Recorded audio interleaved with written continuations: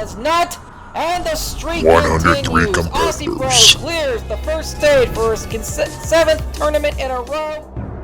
Starting with the rope glider, 90 seconds. On the 4 rope glider. stages. And he's overshot the dismount. The competitor who finished in first. And he's undershot it, but he's still in the obstacle, and he slips off. 1 goal. He slipped off the jump to the second set, and he's out on the triple salmon ladder. A little more difficult to grasp on. And he's fallen off. This is Kono on that last incline has fallen, and he's out on the mega incline crazy cliffhanger.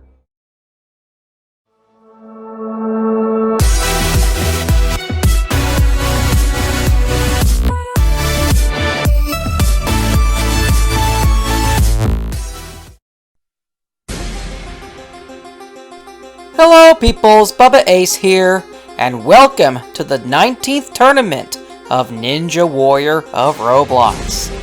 Last tournament, 103 competitors took on the brand new course on the new Roblox terrain.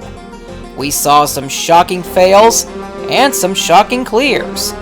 13 competitors cleared the new stage 1, and then only 4 of those 13 could get past the new stage 2. But at the end of the day, all 103 were defeated without a single competitor getting past the cliffhanger.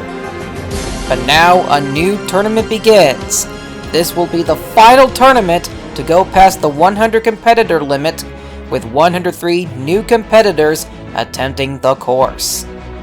And not only is this the final tournament to feature 103 competitors, it is also the tournament where a special spin-off tournament took place in the form of American Ninja Warrior of Roblox, where the final 10 competitors featured this tournament are the 10 best competitors who partook in that spin-off series.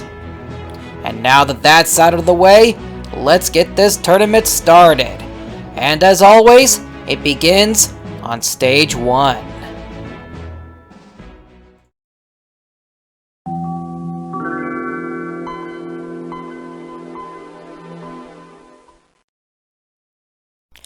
For the most part, this stage is the same as it was in the last tournament, with a few changes. So to save time, I won't go over what obstacles are on stage 1. Instead, I'll show what changes have been made to this stage since last time. First, the rope glider has been nerfed to where getting on and off the rope is a lot easier. You still have to time the dismount correctly, but now dismounting is easier. The Saturn has been buffed from the last tournament. The hurdle has been modified to where now the competitors have to go over the hurdle as opposed to having the option of going around it. The slippery logs have been made much harder. The logs are now more slippery, so now the competitors have to get a good running jump in between each log in order to make the jumps. On the warped wall, the stopper is back, and the competitors still have to get up the wall within 4 seconds before the stopper respawns on them, in which case they'll have to return to the start of the warped wall in order to make the stopper disappear again. And because of the harder difficulty on the slippery logs and the warped wall stopper, 5 seconds have been added to the time, so now the competitors will have 1 minute and 35 seconds to clear stage 1. We'll see how many of the 103 competitors in this tournament can do that without touching the water or stepping out of bounds.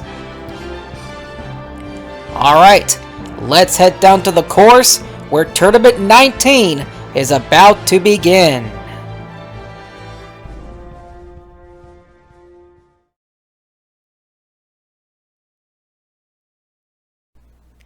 Kicking off this tournament is a newcomer by the name of Jakers2331. A longtime fan of the show, he's been wanting to run the course for the longest time, and now he finally gets his chance. Just barely qualifying for the qualifiers, here he is. On the rope glider, has been made easier, and he undershoots the dismount. So despite the nerf, we still have our first competitor out on the rope glider. Next up is XR Man, the former host of Wipeout Roblox.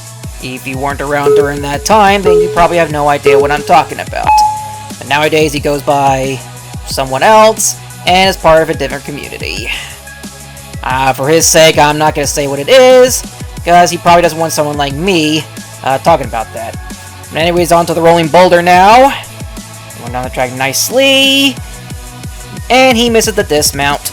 He jumped just a little bit too soon when the boulder hit the bottom of the track, and he's out. Bad luck to this former Wipeout man. Next up is So Whatever Dude. Another fan of the show. The former host of the Sasuke Nerds, and current founder of the Shack of Sasuke. So here he is, about to make his debut on the course, and he almost overshoots the dismount on the rope glider, but he's past it. And now for the rolling boulder. XR Man just failed this. And so would Dude be the first to turn to beat it? He will! Now for the Saturn.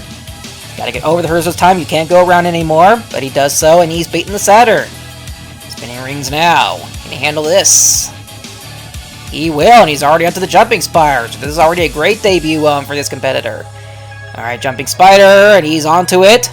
Climbing up it nicely. Bit of a struggle. Walking across it.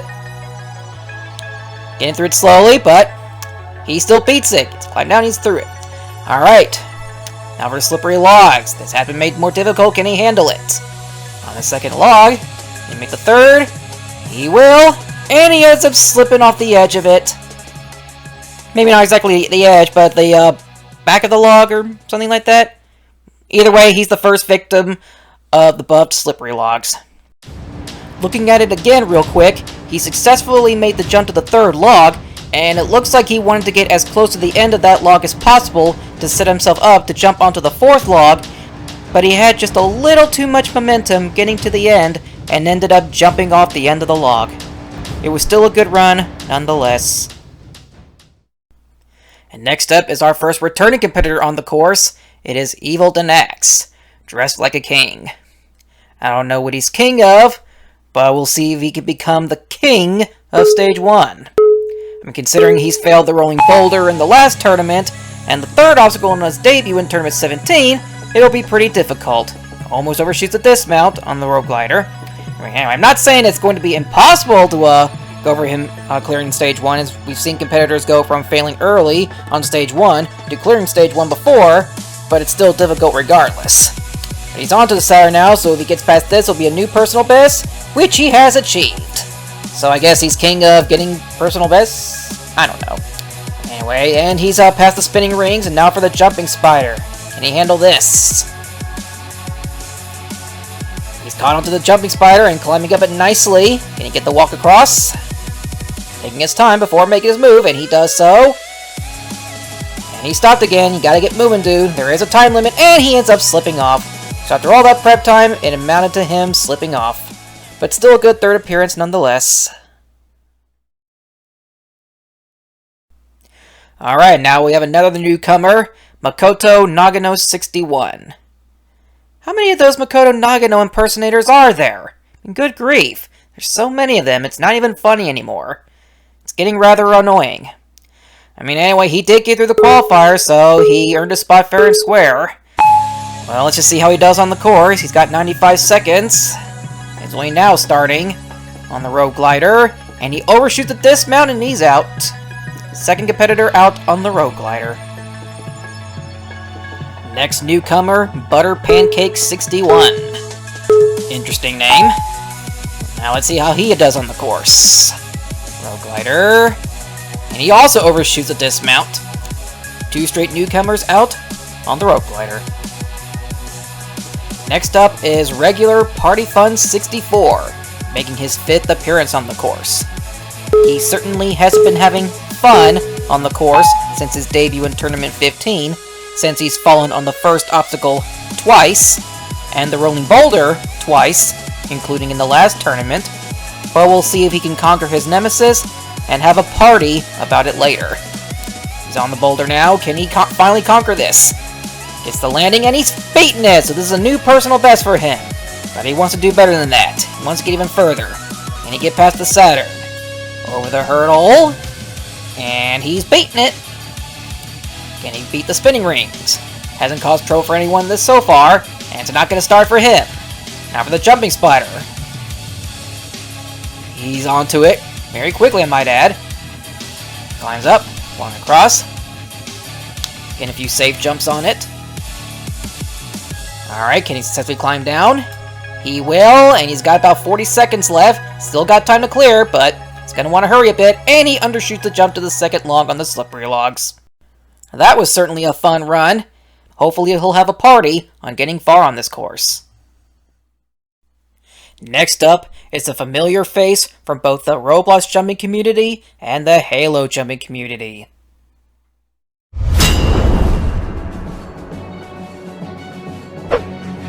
Next up is Zakadu 2010. He's back, making his 5th appearance on the course. He made his debut in Tournament 11, where he went out on the Hanging Orbs. He's competed in every tournament since then, with his best performance coming in Tournament 13, where he went out on the Bungee Bridge. His last appearance was in Tournament 14, and after he went out on the Rolling Boulder in that tournament, he disappeared from Roblox. Nowadays, he goes by Flamosaurus in the Halo jumping community, and has become one of the best jumpers there. He's gonna make it, he spring jumps, the klaxon sounds, but Flame Vortex defeats the first stage with 8 seconds left on the clock. And now he's climbing his way to the top, and Flame Vortex with a spring jump to wrap it all up, clears stage 1 with exactly 20 seconds left on the clock. And here he is, making it 11 stage 1 clears in his career, 15.7 seconds left on the clock. Not to mention, he hosts his own jumping course on Halo called Spartan Ninja Warrior. Welcome everybody to the 5th tournament of Spartan Ninja Warrior. But now he's returned to this course and is hoping to do well on his grand return to the course.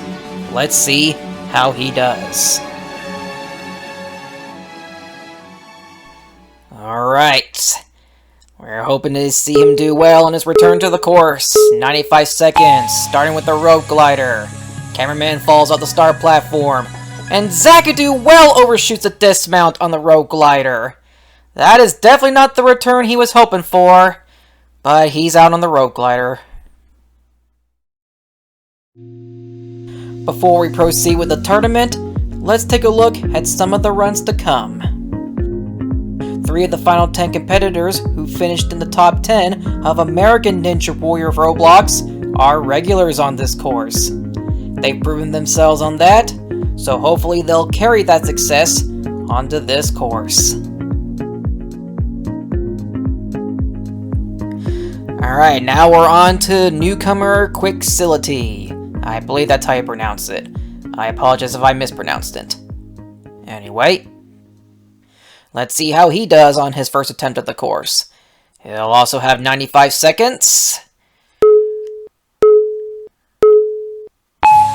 And here we go. Onto the rope glider. And he overshoots the dismount. And another victim of the rope glider.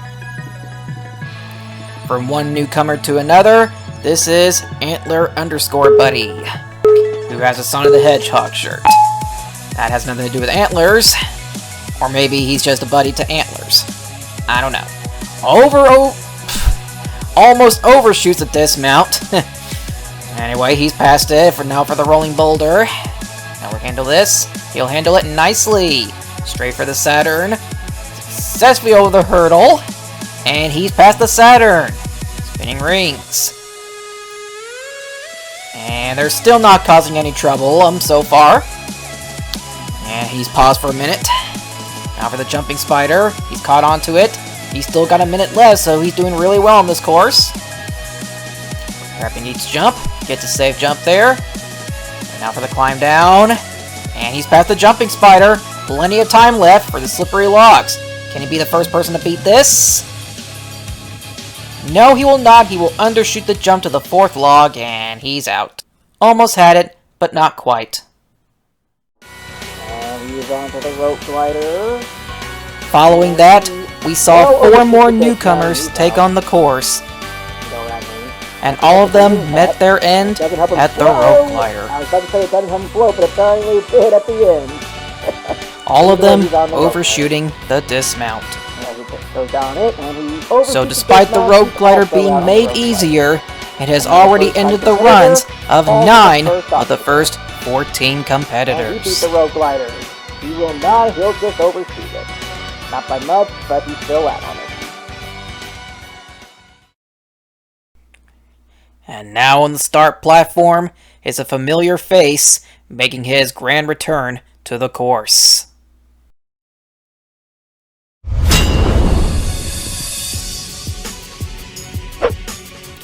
Next up is the former star 95 Mike, one of the first All-Stars and Grand Champions in the old days of this course.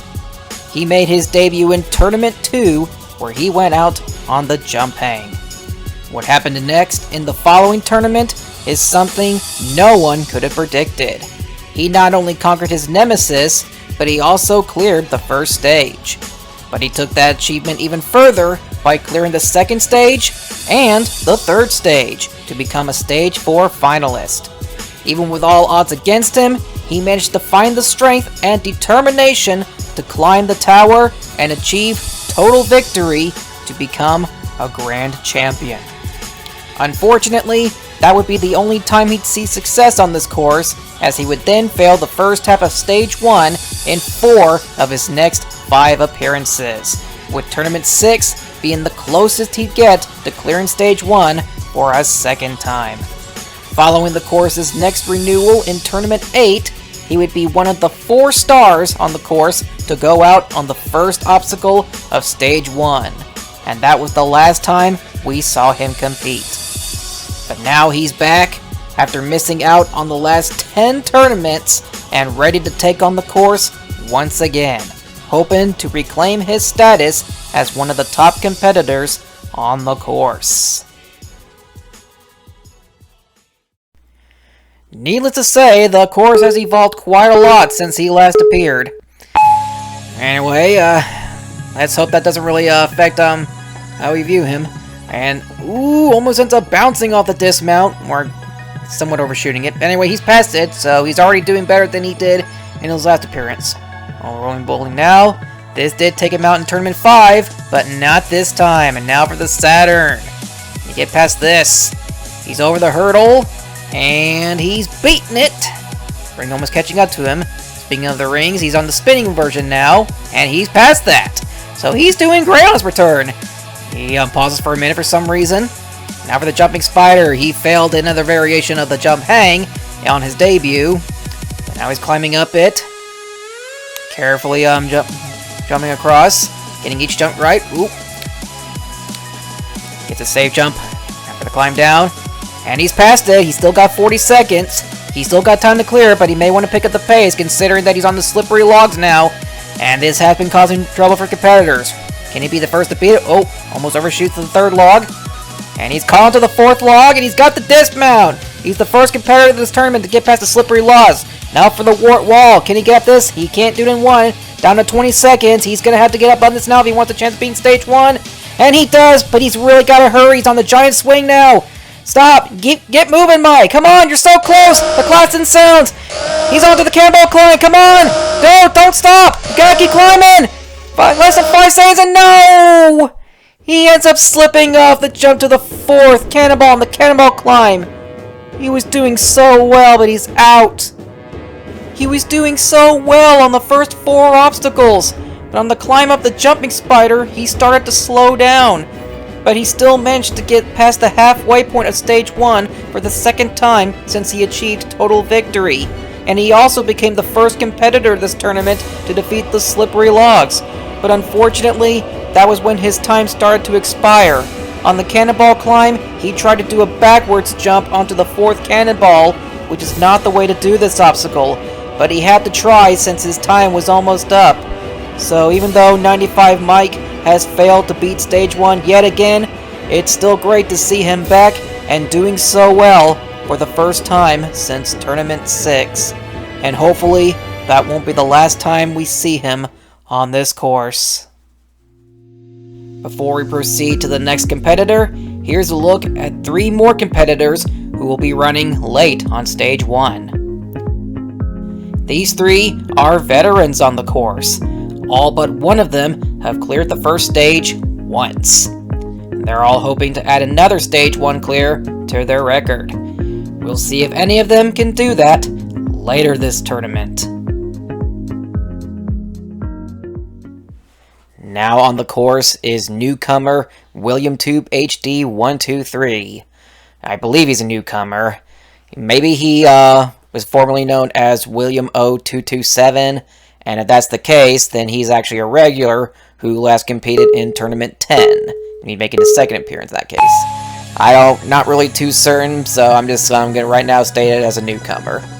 Anyway, he's on the course, almost overshoots the dismount. Good grief, I cannot talk. We're going to be seeing that a lot this tournament on competitors almost overshooting the dismount, or at least those who get past the rope glider. Anyway, now he's past the rolling boulder, and now for the Saturn. Can he get past this? He will not, and he'll fall at the ring, failing to get over the hurdle, and he's out. And if he is a regular, then he just tied his personal best. Now we're on to regular Kink Sparkety, making his 6th appearance. He's competed in every tournament since his debut in Tournament 14. Rope glider, and he almost overshoots the dismount, but he beat it this time. Last tournament, he fell in the rope glider. Now he's onto the rolling boulder. Can he get past this? He's aiming to get past the spinning ring, because if he gets past the spinning rings, it'll be his personal best, because his personal best currently is the 4th obstacle, the pedal flips, back in Tournament 16. And as I say all that, he's onto the spinning rings now. Can he get past this and achieve a new personal best? He will! So it's going to be a personal best for Kink Sparkety. Going to do a bit of a 360. Getting ready for the jumping spider. He's onto it. Climbed up it nicely. He's getting through it nicely. And, oh! Did he grab the trash there with the jumping spider? We'll have to take another look at that. But he's onto the slippery logs now. And the second log, and he well undershoots the jump to the 3rd log, and he's out. Alright, let's take another look at the jumping spider real quick. Okay, he was getting past the jumping spider nicely. Now on this jump here, yep, he definitely touched that truss support on the jumping spider, and that results in a disqualification. Even though he failed the slippery logs, because he technically went out of bounds on the jumping spider, that result is going to be officially counted as a jumping spider fail. But on the plus side, at least he still achieved a new personal best. Now on the start line is regular the Ginger Chris, making his 4th appearance. He last competed in Tournament 16, where he went out on the 1st obstacle. He also failed the 1st obstacle on his debut in Tournament 14. So let's see how he does after a 3-tournament absence. Or 2 tournament absence, I don't know. Oh, smooth dismount on the rope glider. I think that's the best we've seen yet. Or maybe there were smoother dismounts on it. Anyway, he's onto the rolling boulder now. Can he get to the 3rd obstacle? Because if he does, that'll be a personal best, which he achieved back in Tournament 15. Not so smooth dismount off the rolling boulder. But anyway, he's onto the Saturn now. Can he get past this and achieve a new personal best? He will not. He won't even get over the hurdle, and if he did, he was a bit slow in the approach. So he probably wouldn't have been able to keep up with the ring anyway. Next up is the first veteran to compete in this tournament, Pazza. He's back making his 5th appearance on the course. He last competed in Tournament 17. He made his debut back in Tournament 14, where he cleared Stage 1. He did it again on his 2nd appearance in Tournament 15, but hasn't been able to get back to the 2nd stage since, going out on the first 2 obstacles in 16 and 17. The rolling boulder here in Tournament 16, and the 1st obstacle in his last appearance. Can he get past the rolling boulder this time? Yes, he will. Bit of a close call there. And now for the Saturn. Can he get past this? Started to go the wrong way, but now he's going the right way. And he can't get over the hurdle on the Saturn, and he's out. Once again, Pazza is undone early on Stage 1. And next, it's newcomer, it's Shane time. Time for what? It's time for Shane. Don't know what that means. Is it Shane Dawson? I hope not. Almost overshoots the dismount. That's another one of those. And he's got wings, so I think he's floating, because we saw him kind of float when dismounting the rope glider. Good grief, where's my mind been for the last 20 seconds? Over on the Saturn, that's where it's been. Well, there's practically no brain cells there. I'm sorry if I pinned anyone from the planet Saturn. And he couldn't get over the hurt on the Saturn, he's out. So that's now 3 straight competitors out on the Saturn. And now at the steps of Stage 1 is a veteran making his return to the course under a new name.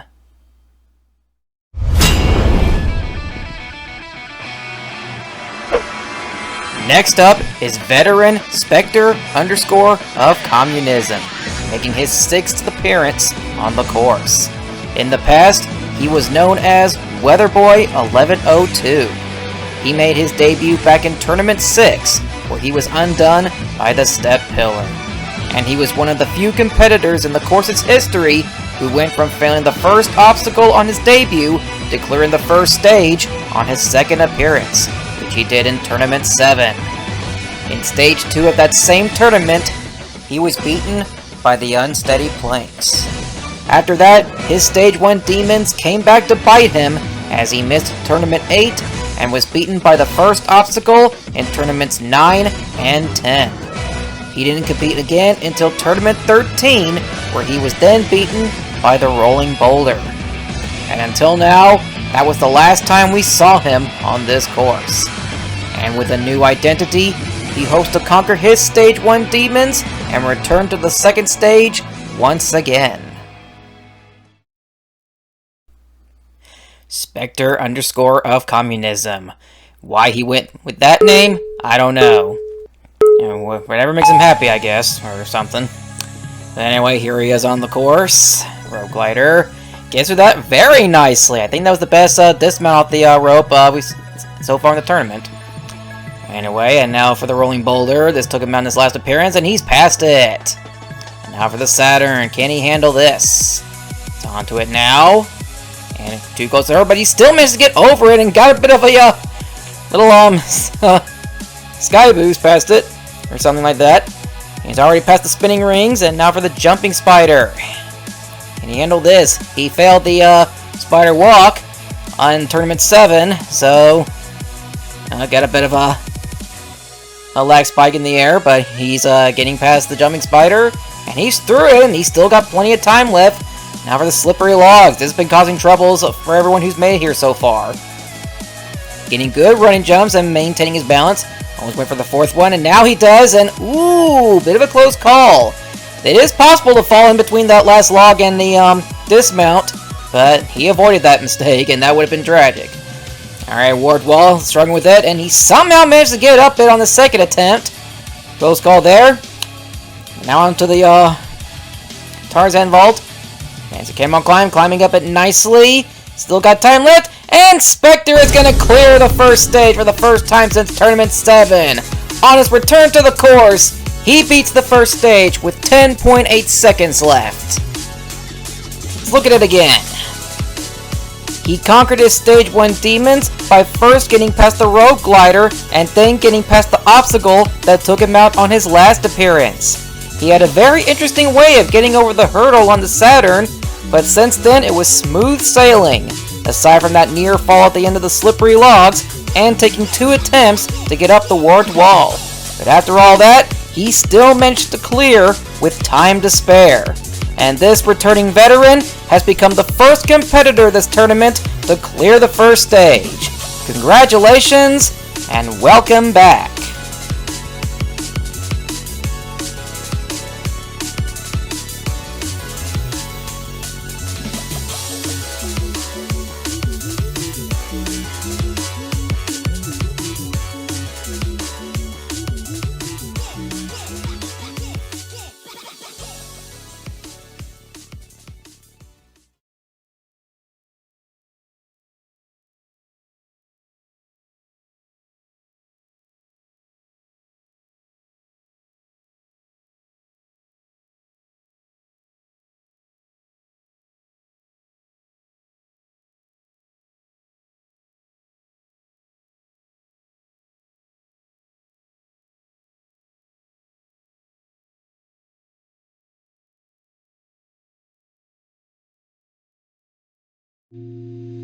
Well now, after 21 runs, we have our first Stage 1 clear of the tournament. And it's a returning veteran, no less. We're already a little over 1/5 done with Stage 1, and we still have 82 runs to go. Hopefully our next competitor can follow suit. From one veteran to another, this is the Noobish Camper, making his 6th appearance on the course. He made his debut in Tournament 14 and competed in every tournament since. He first cleared Stage 1 in Tournament 17. Last tournament, he went out on the Saturn. Clean dismount on the rope glider. A bit of a weird camera angle there. Camera's a little twitchy. Anyways, onto the rolling boulder. Should have no problem with this. And kind of a close call there, but he's through it. Now for the Saturn. This is where he failed last tournament. Can he get his revenge on it? Oh, looked like a bit of an early jump, but he still managed to get over it somehow. But he's past it, so he got his revenge. Alright, spinning rings. Does them with no trouble. Now for the jumping spider. Can he handle this? He dealt with this in Tournament 17. It hasn't really changed much except for the design.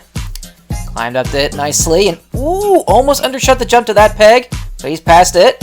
Getting through it now for the climb down. And he's beating the jumping spider down to less than 40 seconds. He's still got time to clear. A little cautious on the slippery logs, but you know, that's natural. And needed to maintain his balance on that 3rd log.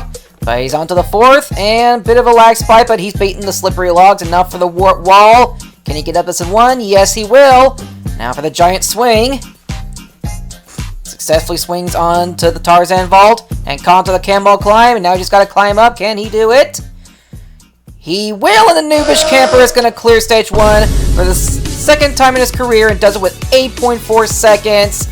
And the Noobish Camper is heading back to Stage 2. Let's take another quick look at that. He appeared to get an early jump onto the hurdle of the Saturn, but he still managed to get over it and get his revenge on that obstacle. He had a close call there on the jumping spider and on the 3rd log of the slippery logs, but after that, he had little to no trouble getting through the rest of Stage 1. And for the 2nd time in his career, the Noobish Camper has punched his ticket to Stage 2. Well done to this veteran.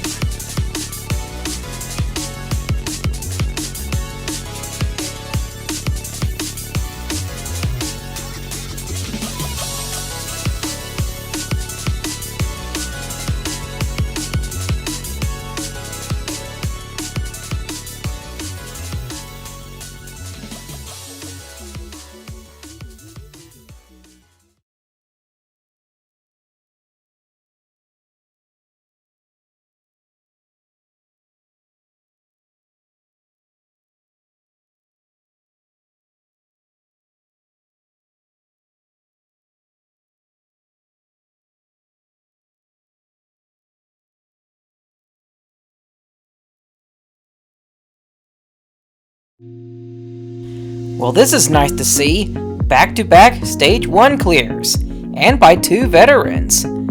While it might be surprising to some to see some veterans running this early on Stage 1, keep in mind the run order for this tournament is those who qualified the lowest in the Tournament 19 qualifiers to those who cleared the tournament qualifiers, with the final 10 competitors being the American Ninja Warrior Roblox finalists.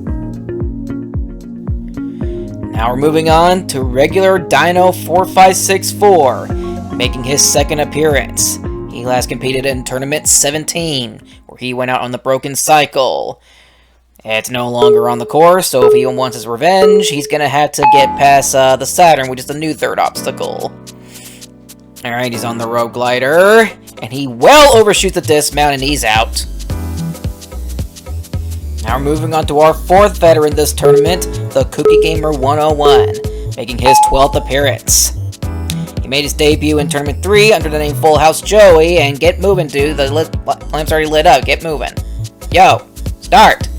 Yo, get going. Go. Did you not see him the first time? Probably didn't. Anyways, onto the rope glider. He's already wasted over 10 seconds. Dismounts the rope glider. And the last tournament, he fell on the jumping spider. We'll see how he does. Yeah. He's had quite the career. He competed in every tournament since his debut Tournament 12. Why did I say Tournament 12? Tournament 3.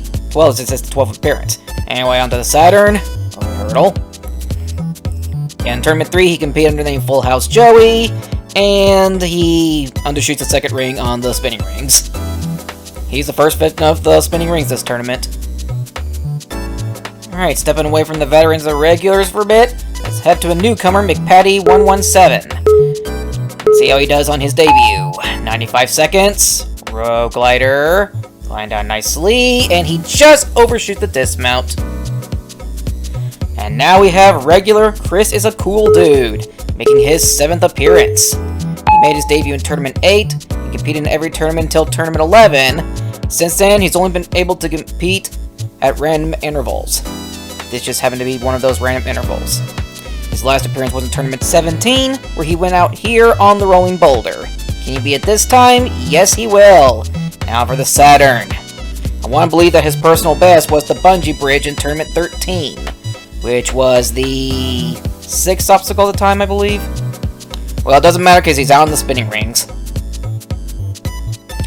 And now we're moving on to Gaio Phoenix 1102, regular making his 2nd appearance on the course. He made his debut in Tournament 17, where he fell on the jumping spider. Now let's see how he does on his return to the course. Down the rope glider, and he also overshoots the dismount, becoming yet another victim of the rope glider. Alright, now we have newcomer X Renos. I apologize if I mispronounced it. Anyway, let's see how he does. His first time on the course. Down the rope glider. And clean dismount. Well, somewhat clean. Kind of a pause, but still managed to walk off nicely. Without a fear of overshooting or undershooting. Bit of a lat spike on the rolling boulder, but... Ooh, almost some jumped off early, but gets the dismount just right, and onto the Saturn. Over the hurdle nicely. Having a hard time keeping up with the ring, but he still managed to get through. Now for the spinning rings. Going for the running technique. Or his side run technique. Whatever. You know, runs to the side ring. Anyway, he's on to the jumping spider. Doing yet another 360. I guess it's going to be a thing that we'll see some competitors do a 360 jumping down the platform. King Sparky made it look awesome, so I guess X Renos just try to do the same. He's still got a lot of time left, and he's prepared for the slippery logs, but this has caused trouble for competitors this tournament, and it caused trouble for him too as he undershoots the jump to the 3rd log. A good attempt, but he's out. Now we're moving on to the Coffee Addict, veteran making his 5th appearance on the course. He made his debut in Tournament 14, where he went out on the 6th obstacle of Pillars of Doom. He only started clearing Stage 1, starting in Tournament 16, and he did it for a 2nd time in Tournament 17. Last tournament, however, he achieved his personal worst, as he went out on the jumping spider. And just as the boulder is about to hit the bottom, he does a bit of a 360. That's just showing off. Now for the Saturn. He doesn't get over the hurdle, and he ends up falling off the Saturn ring, and he's out on the Saturn. First, he did a little showing off by doing a 360 on the boulder just as it was about to hit the stoppers. But on the Saturn, he was a little too close to the hurdle, and thus he couldn't get the height he needed to make the jump over it.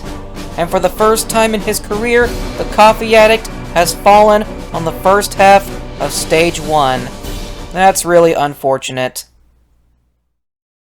After witnessing the Coffee Addict's new personal worst, we did witness 9 more competitors attempt the course, 6 of them being newcomers and 3 regulars. 2 of those 9 were 2 more victims of the rope glider. 1 newcomer rolled out of contention on the rolling boulder. Another regular was undone by the Saturn. The spinning rings began to really start nipping competitors as it took out 3 newcomers, one of them starting their run before the lamps lit up. Too much time, get moving. And after all that, he ends up bouncing off the first ring. And no, he will not. He got close, but just forgot that final ring. And he's past the spinning ring. Newcomer Roblox Gamer Play 7 couldn't squish that spider. And it doesn't help him latch onto the jumping spider. And finally, returning regular Witters, who hadn't competed since Tournament 16, came back, putting in one of his best runs yet, but failed to get past the slippery logs. To the 4th log, but the slippery log. So it's nice to see Witters back on the course. And it's not just Witters returning for the first time since Tournament 16. The next competitor is making a return since last competing in that same tournament.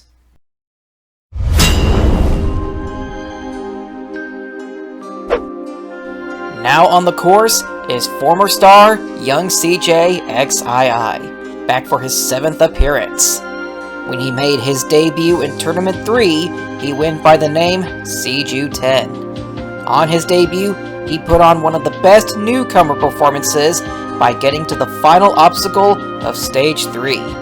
After he fell apart, literally, on the Tarzan swing of Tournament 4, he disappeared for a while. He returned to Tournament 7, where he put on the best comeback run of any competitor on this course. He not only got back to Stage 3, but he then took it 2 steps further by getting to the final stage and achieving total victory. Even though he achieved total victory alongside fellow star Reality Pales, he got to the top of the tower faster, thus technically finishing that tournament in first place. He returned in the following tournament, but was one of the many victims of the infamous jumping spider. He missed out on Tournament 9 and returned at the special 10th tournament to make that his retirement run. But then, 6 tournaments later, for whatever reason, he came out of retirement to compete in Tournament 16, where he once again got so close to beating Stage 1 for his 3rd time, but fell out of contention. Now here he is again, back on the course. I don't know if he's just running for the fun of it or whatever. Nevertheless, it's nice to see him back and ready to take on the course once again. Young CJ XII, or guess known as Young CJ12. Don't know, don't care. It's former star. Nope. Yeah, the cameraman just wanted to look at the sun. Apparently the sun's more important than CJ. It's very rude. Alright, well, he's on to the rolling boulder now. Probably would have been a nice attempt on the road glider, but the cameraman just had to have a spasm attack. Or something like that, whatever. And CJ's past the rolling boulder now. Now for the Saturn. Can he get past this? Oh, he's paused for a minute. I don't know if he's having for a bit of a lap, but come on, dude. Ooh, he just gets over the hurdle and gets past the Saturn. That was a close call. Now for the spinning rings. Can he handle these? Yes, he will. Now for the jumping spider. Come on, CJ, get onto it. Preparing the jump, and he undershoots the jump. He doesn't catch onto it, and he's out on the jumping spider. Not as big a return as Witters, but it's still a good attempt nonetheless. Well, unfortunately, we gotta move on. Now we're moving on to newcomer, error no user underscore name. Don't know why they didn't just call like error underscore no username or error no underscore username, but whatever makes it happen, I guess. Almost overshoots the dismount of the rope glider, but passed it. Having a hard time getting up the platforms to the rolling boulder, but rolling it nicely now. And he almost jumps it too soon, almost overshoot the boulder, or something like that. Mighty is on it and over the hurdle on the Saturn, and he beats it. Now for the spinning rings. Can he get past these? Yes, he will. Now for the jumping spider. Can he avenge CJ? No, he will not. He had it for a brief moment, but then lost control and bounced right off. Bad luck to him. From one newcomer to another, this is Ruby Minerals, who I believe is a female competitor, in her debut on the course. And a bit of a lag, but gets past the rope glider. Either that or she just let the rope glow, and then she just used some kind of, paraglider or something? Whatever. She's past the rope glider and falls off the rolling boulder, and she's out. And now we're moving on to Tyler Roberts 928, regular making his 9th appearance on the course. He's competed in almost every tournament since his debut in Tournament 10, with the exception of the last tournament. Anyway, he's on to the rolling boulder. He's never failed this obstacle. Rolling it nicely, and he's still not going to fail this time around. Now, on his last appearance in Tournament 17, he went out on the jumping spider, but that was still his personal best. And 4 of his previous appearances, he went on the first obstacle. Now he's past the spinning rings, and now for the jumping spider. Can he get his revenge on this? Yeah. When he made his debut in Tournament 10, he went under the name Coffee Mug 20013. He changed it in Tournament 13. And he's past the jumping spider, so this is a new personal best for him. But he wants to do better than that. Slippery logs now. Can he be the 4th competitor to get past this? He will! And now for the warped wall, and plenty of time left, and he's up and in 1! More than enough time! He even has time to step back to regen the giant swing because he doesn't want to glitch out on him. Catches onto the Tarzan fall and the cannonball climb. Loads of time left as he climbs up the cannonballs, does not want to make a mistake, takes his time, and he is going to clear the first stage for the first time in his career, with currently the fastest time at 19.1 seconds left. Well done, Tyler, that was incredible.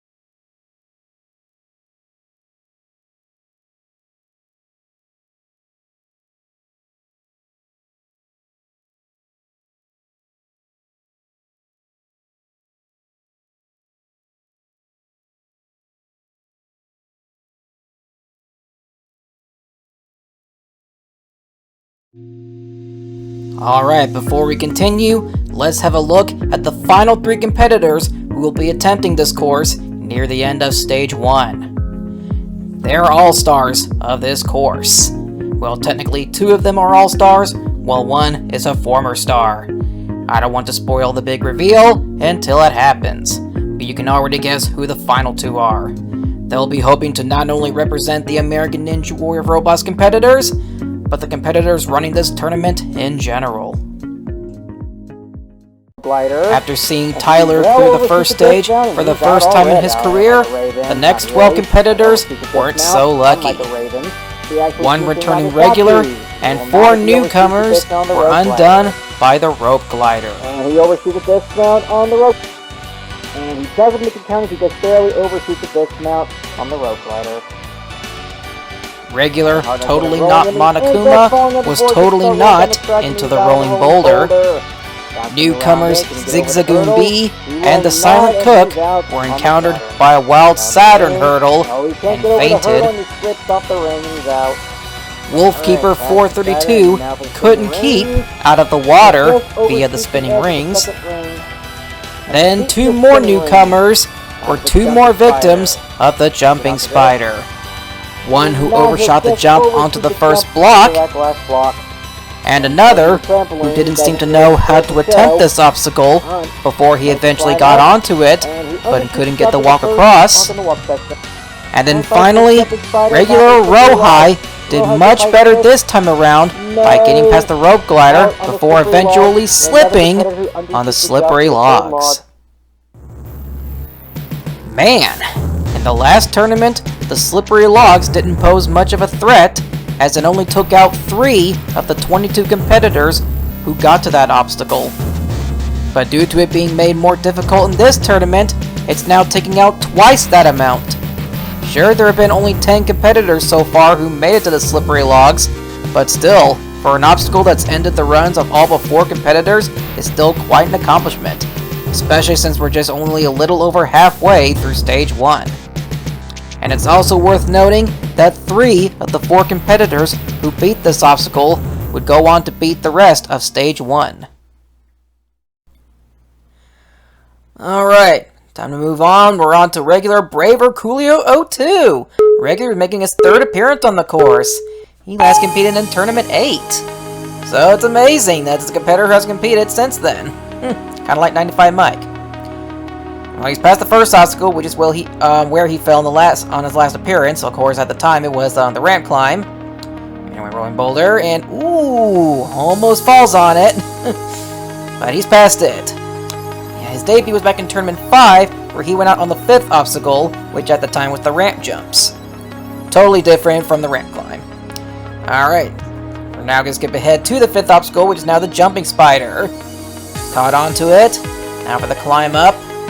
Walk across. And he undershoots the jump to that 3rd peg, and he fails the walk section of the jumping spider. Tied for his personal best. And now we're on to our first all-star of the tournament. Is Faripu, making his 13th appearance. Last tournament, he cleared stage 1 for the 7th time in his career. Now he's hoping to do it for an 8th.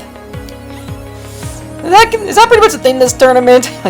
Ninja Warrior Roblox Tournament 19. Everyone does a 360 at random points. Anyway, he's onto the rolling boulder now, and he gets past it. Now for the Saturn. And he's successfully over the hurdle, and he's past it. Spinning rings now. Not a problem for him. Let's get another streak going, but let's see if he can get past the jumping spider. No, he doesn't! He undershoots the jump onto it! Faripu's falling the first stage again, this time on the jumping spider. And that first time in his career, he's on the jumping spider stage 1. I don't know what to say. In the past, he had no trouble on this obstacle. On Roblox, at least. A couple close calls, maybe. But this time, he simply jumped just a little too soon off the trampoline and thus couldn't stick the ledge. Nothing more, nothing less. It's shocking. Well, that's shocking, but we must keep moving on. Now we're on to regular Taloxi. Or Taloxis, I don't have no idea how you pronounce it. But anyway, he's back making his 3rd appearance. Not exactly bad, because he made his debut in Tournament 17, competed in every tournament since then. But yeah, 3rd appearance.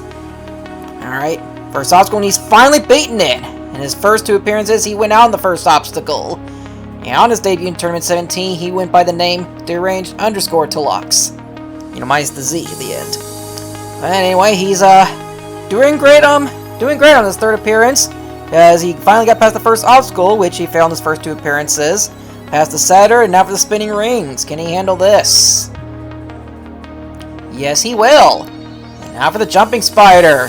So I guess those amputations made to his legs are doing wonders for him. Alright, climbed up the jumping spider nicely, getting the walk across. Now for the climb down. And he's, almost undershot the dismount. That would have been tragic. But he's passing it onto the slippery logs. Onto the 3rd log. And he falls off. He definitely wasn't going to make the jump onto the 4th one from the spot he was at. So he tried to back up and then get a good running jump. But he had just a little too much momentum going forward. And ended up falling into the water.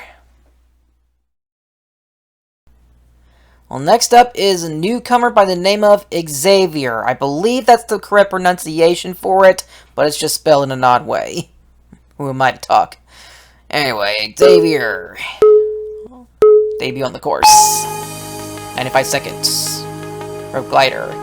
Having a hard time getting onto it. He's got to glide down it at really high speed. It's a way overshooting the dismount. Next up is regular JJ the Beast 5, who's making his first appearance since he last competed in Tournament 14, which was also his debut. This is his 2nd appearance on the course. On his debut, he went on the first obstacle, which at the time was Conveyor Hill, but he's now past the new first obstacle, a rope glider, so he's already doing better than his last appearance / debut. Alright, and past the rolling boulder. Now for the Saturn. Onto it, and still managed to get over the hurdle. It looked like he was a little too close, but still made it. Spinning rings. He's definitely been putting in the practice. He's doing really good. Is it possible he could be one of those competitors who went from failing the first obstacle on his debut to clearing the first stage on his 2nd appearance? Well, he's still got quite a ways to go. Had a struggle climbing up the jumping spider. Getting the walk across very nicely. Getting a few safe jumps. And he completely slips up on the climb down and he's out. He was doing so good but couldn't hang on and he slipped right off. Well, now we're moving on to newcomer Droids. Very nice name. Doesn't exactly have the appearance to show for it. But, you know, looks could be deceiving. Well, definitely not in this case since he undershot the dismount. And now we have newcomer McGag427UI. Sure hope I don't gag on this run. Probably won't. Because he definitely is one of those promising newcomers. So we'll see how he does. Gets a good dismount on the rope glider. My brain stopped working for about 5 seconds there. Rolling boulder now. And past it. Now for the Saturn. Cleanly over the hurdle. And clean dismount. Spinning rings. Going at a very good pace. And he's through them. Spinning rings haven't been that much of a problem this tournament. The jumping spider has. And he's yet another victim as he fails to stick onto the glass panels. Alright, now for our third straight newcomer. This is Psycho in Your Mind. Does that mean that he's a psycho? Or we only think he's a psycho? And he's actually not psycho? I do not know. I guess what only matters is seeing how he does. Well, getting the boulder rolling nicely. Kind of a close call, but still gets through it. And now for the Saturn. Over the hurdle. And dismounts it nicely. Spinning rings. Past that nicely. Still got about a minute left. Takes on the jumping spider. Gonna take that shortcut and he catches onto it. Climbs up it quickly. Can get the walk across. Slowing down a bit. Just wants to time his jump just right. Good grief. Climbs down. Beating the jumping spider. Now for the slippery logs. This has been causing troubles. And ooh, he's going fast on it. I don't know how he made it work, but that was the fastest I've seen anyone get through the slippery logs this tournament. Holy crap. Well, he can't get up the warp wall in one. He's gonna have to back up to get the stopper to go away. 30 seconds now, and he's now up the warped wall. Still got plenty of time for the remaining obstacles. Catches onto the Tarzan vault, and the cannonball climb. Climbing up this nicely. He's not gonna have the fastest time, but he's still gonna clear the first stage as soon as he presses the button. Dude, press the button. You didn't press it. Press it. Come on. You can do it. Why isn't he pressing the button? Well, now he does. He just wasted 16 seconds trying to click it. Man, now that ended up being the slowest clear. He would have had the second fastest clear time, but just for some reason ended up pressing the button. Well, nevertheless, he's cleared. Looking at it again, he climbed up and down the jumping spider really quickly. Took a few seconds before attempting the slippery logs, and when he did them really fast. That was the fastest attempt and clear on the slippery logs this tournament. And at the end, he climbed up the cannonball climb really fast as well. Despite all that, he wasn't going to have the fastest clear time, but yet for some reason, he still struggled to press the button at the end of stage 1. But he eventually did, and he's the first newcomer this tournament to clear stage 1. And that is now the 9th straight tournament where we'll see a newcomer in stage 2.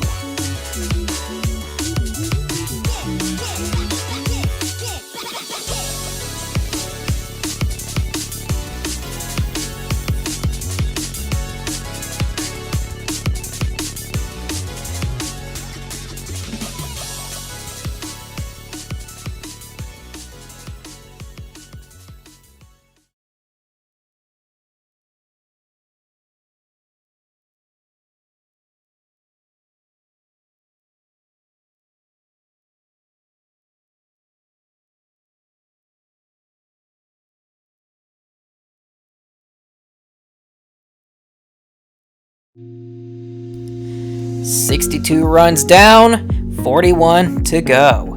And 4 of those 62 have punched their ticket to stage 2. Hopefully we'll see more success as we get to the higher place qualifiers. Although we did see All-Star for Reboot take on the course, and he's once again fallen on stage 1. Afterwards, 2 more regulars who made their debut in the last tournament took to the course. First was Miyano Kato, who failed the rope glider last time, but this time failed the jumping spider. Second was Skullcake 12, who failed the jumping spider last time, but this time failed the Saturn. Out on the Saturn. Next up is nothing. Just kidding, it's All-Star Dr. Pee-Pee, making his 12th appearance on the course. Last tournament, he cleared Stage 1 for his 7th career time. Now let's see if he can get back to Stage 2 again.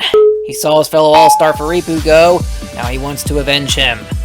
Starting with the rope glider, laying down nicely, and he overshoots the dismount! Dr. Pee-Pee's on the rope glider! And for the 3rd time in his career, Dr. Pee-Pee is out on the first obstacle of Stage 1. Not what we wanted to see.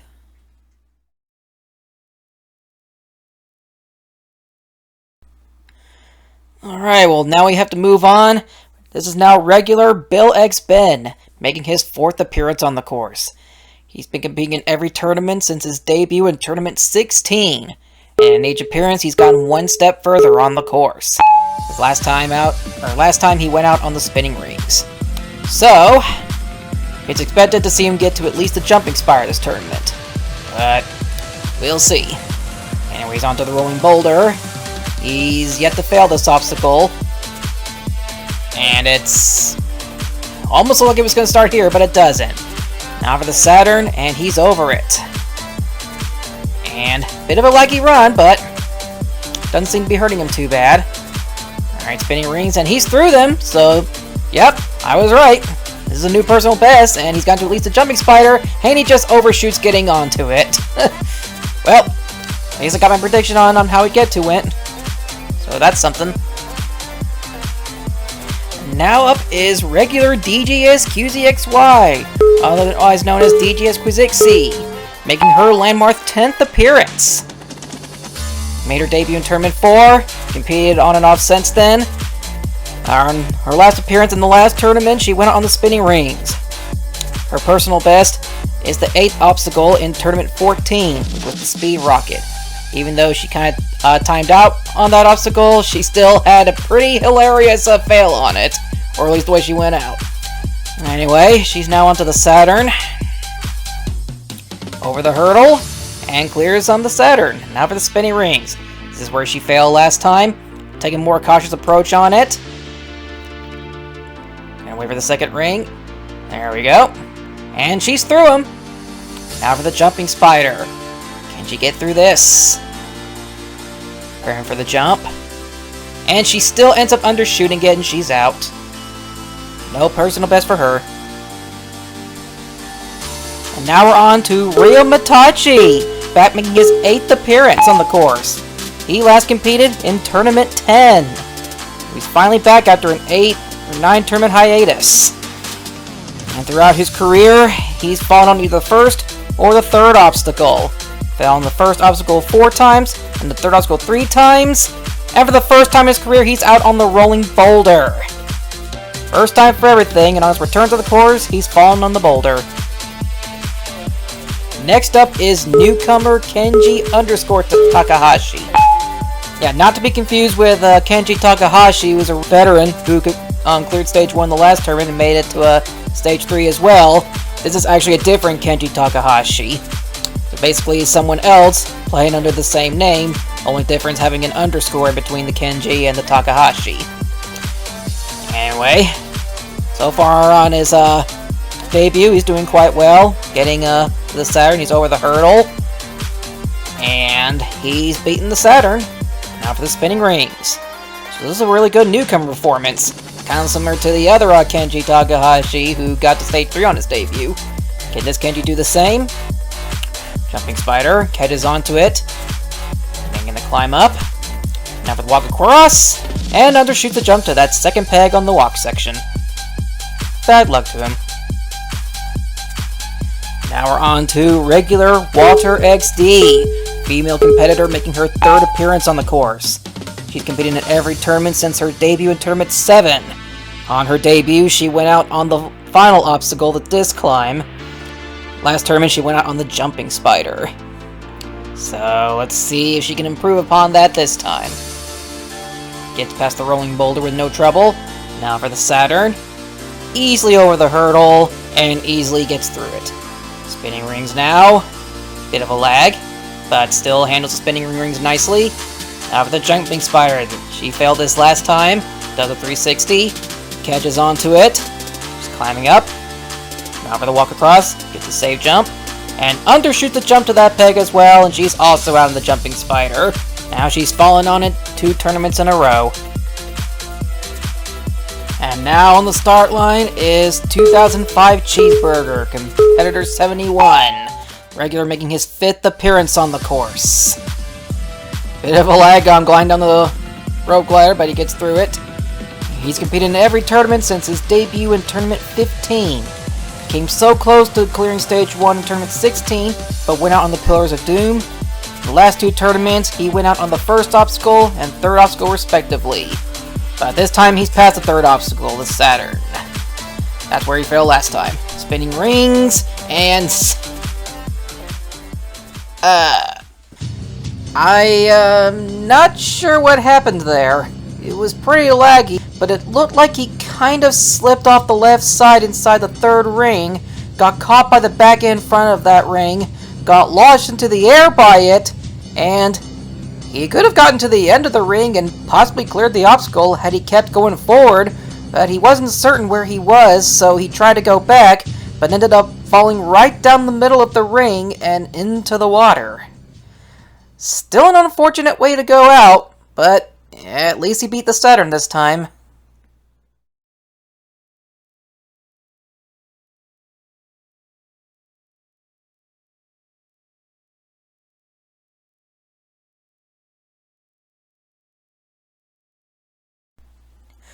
Alright, now we have newcomer Fortunate as OP09.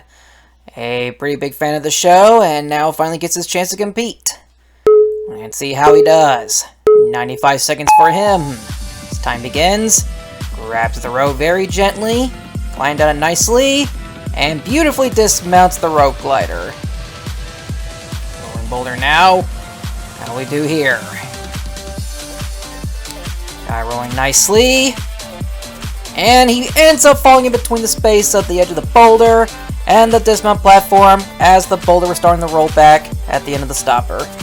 Bad luck for him. And now we have regular Bro 909 making his 4th appearance. He's competed in every tournament since his debut in Tournament 16. And very interesting is that he's been one of those competitors who's fallen on obstacles that very few people have failed in previous tournaments. And what I mean by that is, in Tournament 17, he was one of the few who went out on the rolling boulder, which he almost undershot catching into this time. And the last tournament, he was one of the 3 competitors who went out on the slippery logs. It stands on top of the hurdle before getting ready to jump ahead. Just didn't want to overshoot it or risk overshooting him, whatever, or slipping off the ring. Anyway, he's past the spinning rings and onto the jumping spider. Handle it this time. He's onto it. Successfully climbs up. And he slips off that second peg on the walk section of the jumping spider. Not going to get a second attempt at the slippery logs. And now we have newcomer Tunv101. One of the most respected members in the Roblox jumping community. Now getting his chance at the course. Clean dismount off the rope glider. He just kind of walked off the rope and still had forward momentum and caught onto it almost right down the middle. Rolling boulder now. Gets past that easily. I have a lot of high hopes for this guy. He's onto the Saturn. A bit of lag. Oh, come on, get over the hurdle. And he does it, and he's fallen on the Saturn. Oh, Tunv101 is out on the Saturn. That's a shame. And now we welcome the return of Andrus is the Ninja. Regular making his 5th appearance on the course. Like Zakadu 2010, he made his debut in Tournament 11, almost overshot the dismount on the rope glider, and he's competed in every tournament up until his final appearance in Tournament 14. While he hasn't had the same success as Zakadu, he's still one of the competitors who really likes competing and disappeared after Tournament 14. And now he's back, hoping to do better this time around. Gets over the hurdle and slips off the ring on the Saturn, and he's out. Oh, look, he had it, but just misplaced his footing on the Saturn and fell off. Alright, 75 runners down. Now runner 76. Rob the Constraint Guy, newcomer. And what's interesting about this competitor is that this was not the name he competed as when he ran the tournament qualifiers. At least I'm pretty certain it wasn't. I don't recall what he was when he ran the qualifiers. He's one of those competitors who loves changing his name. Anyway, he's on the course now. And he's got a bucket for a head. Not knowing what that implies, but maybe just a big fan of Plants vs. Zombies. Anyway, he's doing fairly well. Even though he has wings, they're not suitable for flying, so he's allowed to keep him on his back, otherwise we'd have to rip him off and pull a Legacy of Kain on him. Anyway, he's on the slippery logs. Still got plenty of time left. He's on taking caution jumps. Oop, went for it, but gets through the slippery logs. Yep, that was a good strategy, just to get a good jump off that third log. Up the work wall in one. 30 seconds left. Gonna go back to regen the giant swing. Swings nicely and onto the Tarzan fault. Catches onto the cannonball climb. And he climbs up it fairly quickly. And he is gonna clear the first stage. As soon as he presses the button, he does it with exactly 16 seconds left. That is currently the second fastest time of the day. Rob the Constraint Guy, the second newcomer in this tournament, moving on to stage 2. There's not much to say about this run, as it was almost flawless, and he was especially cautious on the slippery logs, and it was pretty much smooth sailing from there, and he punches his ticket to stage 2 with currently the second fastest clear of stage 1. Well done to Rob.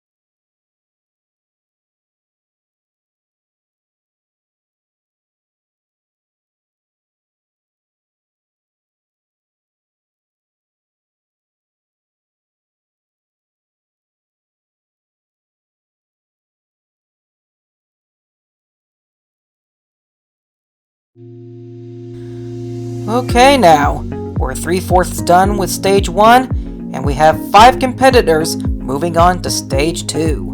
While this doesn't seem to be as successful as it was last tournament, we still have the top qualifiers waiting to have their shot at the course. So let's proceed with runner 77. And runner number 77 is Icardis, making his 16th appearance on the course. Regular who made his debut in Tournament 2 under the name NiceCat9009, changed it to Icardis in Tournament 10, and competed in every tournament since his debut until Tournament 15. He just beat the obstacle he failed in the last tournament. Yeah, he missed out on Tournament 16-17, returned to the last tournament, went on the rope glider, which he has beaten, now into the rolling boulder, and now he's fallen on that. Turning for a second tournament in a row, but fails the second obstacle. And next up is newcomer J Mysterio 23. Let's see how he does on his debut on the course. 95 seconds, takes a few seconds before he gets going, and just, well, bit of a lag spike, but he gets through the rope glider. Now for the rolling boulder. This just took out Icardis. J Mysterio doesn't want to fall victim of it. He wants to avenge Icardis. At least I hope he does. Ooh, another bit of life spike, but he somehow manages to get past the rolling boulder. Well, that looked weird, but he's through it and now onto the Saturn, and he ends up walking off the ring. Bad luck for him. And now we're on to veteran G-Man 992421, making his 9th appearance. Cleared stage 1 for the first time in his career in the last tournament. Almost undershoots the dismount on the rope glider there. That would have been embarrassing to go from clearing stage 1 for the first time in the last tournament to failing the first obstacle in the next tournament. Anyway, he made his debut in Tournament 11 and competed in every tournament since then. I don't think anyone would expect that he'd get back to clear the first stage in the last tournament, considering his performance from those previous 4 appearances. But that's irrelevant now. He's on to the jumping spider, and he ends up slipping off the second peg. G-Man's out on stage 1 again. He's not going to get back to the second stage for a second tournament in a row. Oh, that's too bad. Well, now we got to move on. Now on to Zach Giraffe. Regular making his 5th appearance on the course. Made his debut in Tournament 15 under the name Zachary6835 and competed in every tournament since then. He changed his name to what it is now in the last tournament, where he went out on the jumping spider, an obstacle which he had previously failed in Tournament 16. So we know he's capable of getting far on this course. The question is, can he get even further this time? Well, so far he's making great work at the course, getting on the spinning rings and past it. Now for the jumping spider. Can he beat this for the first time in his career? Well, he's onto it, climbing up, and he's also on the walk section, undershooting the jump to that second peg. 3rd time's not the charm for him. And now we move on to competitor 81. This is lowly Captain America, regular making his 8th appearance on the course. He made his debut in Tournament 9. He's been competing on and off since then. He's onto the rope glider, which he failed last tournament, and he's beaten it. Yeah, last time he failed on the rope glider last tournament, that was the 4th time in his career he had failed the first obstacle. His personal best on this course is the 4th obstacle in Tournaments 11 and 15. In Tournament 11, it was the jumping spider, and in Tournament 15, it was the bungee bridge. So we know he's capable of doing well in courses like this, it just hasn't shown. Will he finally get his breakthrough tournament this time around? We'll find out. He's on to jumping spider, and he did get past the 4th obstacle, so this is a personal best for him.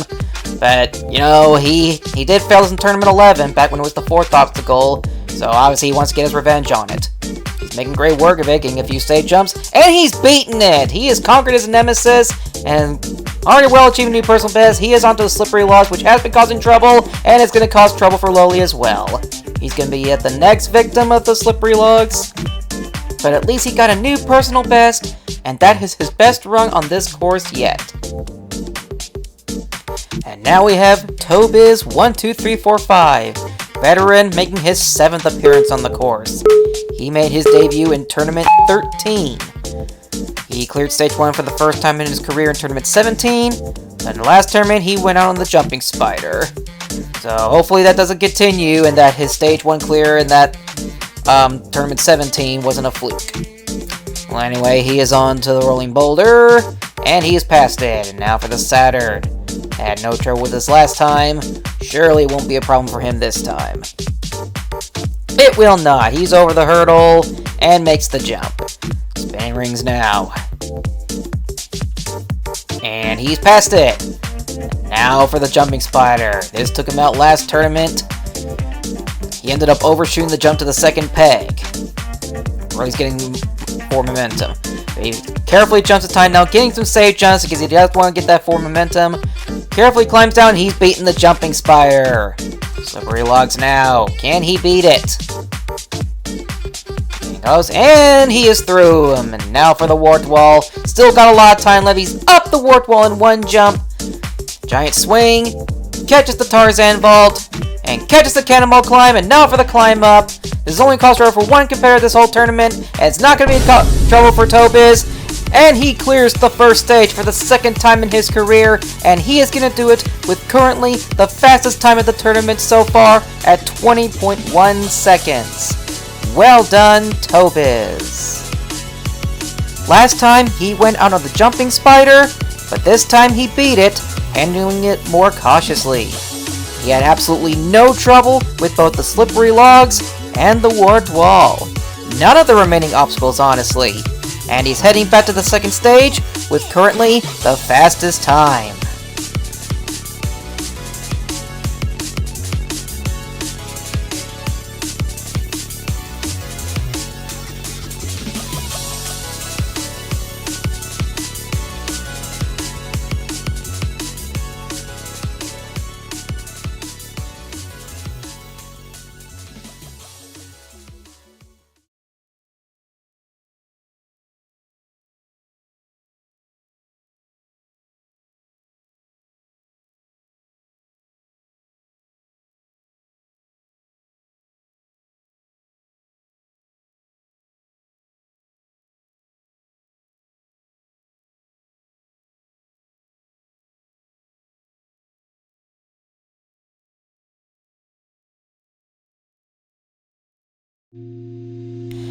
And Tobiz12345 is now the 6th competitor moving on to stage 2. He's also now the 3rd veteran to move on as well, alongside 2 newcomers and 1 regular.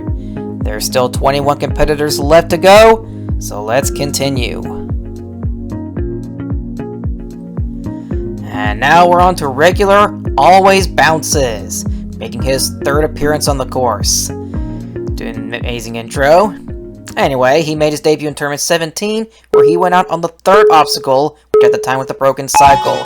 Last time he went out on the cannonball climb, the final obstacle at this stage. And he's fallen the rope glider in stage 1 this tournament. After getting so close to clearing stage 1 the last tournament, he lost his grip on the rope glider, and is out on the first obstacle of stage 1. Next up is veteran Bryce_Bry, formerly known as Bry1, making his 3rd appearance on the course. Like Always Bounces, he made his debut in Tournament 17, but unlike Always Bounces, he's beaten the first stage in both his previous appearances. His first time, he beat it with the 2nd fastest time, and the 2nd time, he beat it with the 2nd slowest time. So, kind of strange how he went from being with the 2nd fastest time to doing it with the 2nd slowest. Could have been worse, though. And also, unlike Always Bounces, he doesn't fail the first obstacle this tournament. Don't want to remember that in. Oh, he struggles to get over the hurdle on the Saturn, but he eventually does. That was a close call. He's past the Saturn, and now for the spinning rings. And he gets through that. No trouble. Kind of close at the end. Alright. Jumping spider, he rushes for it, but he manages to catch onto it. Struggling to climb up it, but he does. Ooh, almost undershoots that jump. And that one too. And quickly gets the climb down. He's past the jumping spider. Slippery logs now. Taking cautious jumps on it. Getting through it, and he's beaten the slippery logs. So he should hopefully have no trouble with the rest of stage 1. Gets up the warp wall in 1. Giant swing. Tarzan vault. Now cannonball climb. He's not going to have the fastest or the 2nd fastest time. Oh, close calls on the cannonball climb. Taking careful jumps. But he's going to clear the first stage with 15.7 seconds left. Not the fastest, not the slowest, but Bryce_Bry is heading back to stage 2. Let's take another look. At first it looked like he was too close to the hurdle on the Saturn, yet he still managed to get over it. Had a couple close calls on the jumping spider. Got some safe jumps climbing up the cannonball climb, but in the end, he punched his ticket to stage 2 for the 3rd tournament in a row. Well done, Bryce.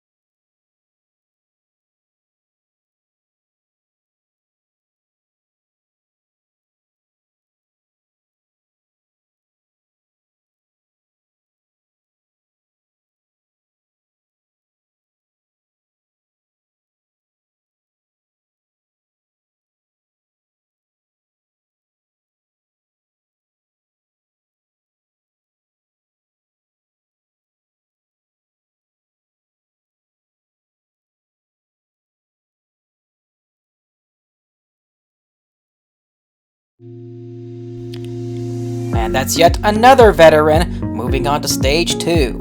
Bryce is now the 7th competitor to clear Stage 1 this tournament. There's still 19 competitors left to go, and we're now getting to the top qualifiers. We'll see how many of them can join the 7 who've punched their ticket to Stage 2. And now waiting at the start line is a competitor who hadn't competed in the last 11 tournaments.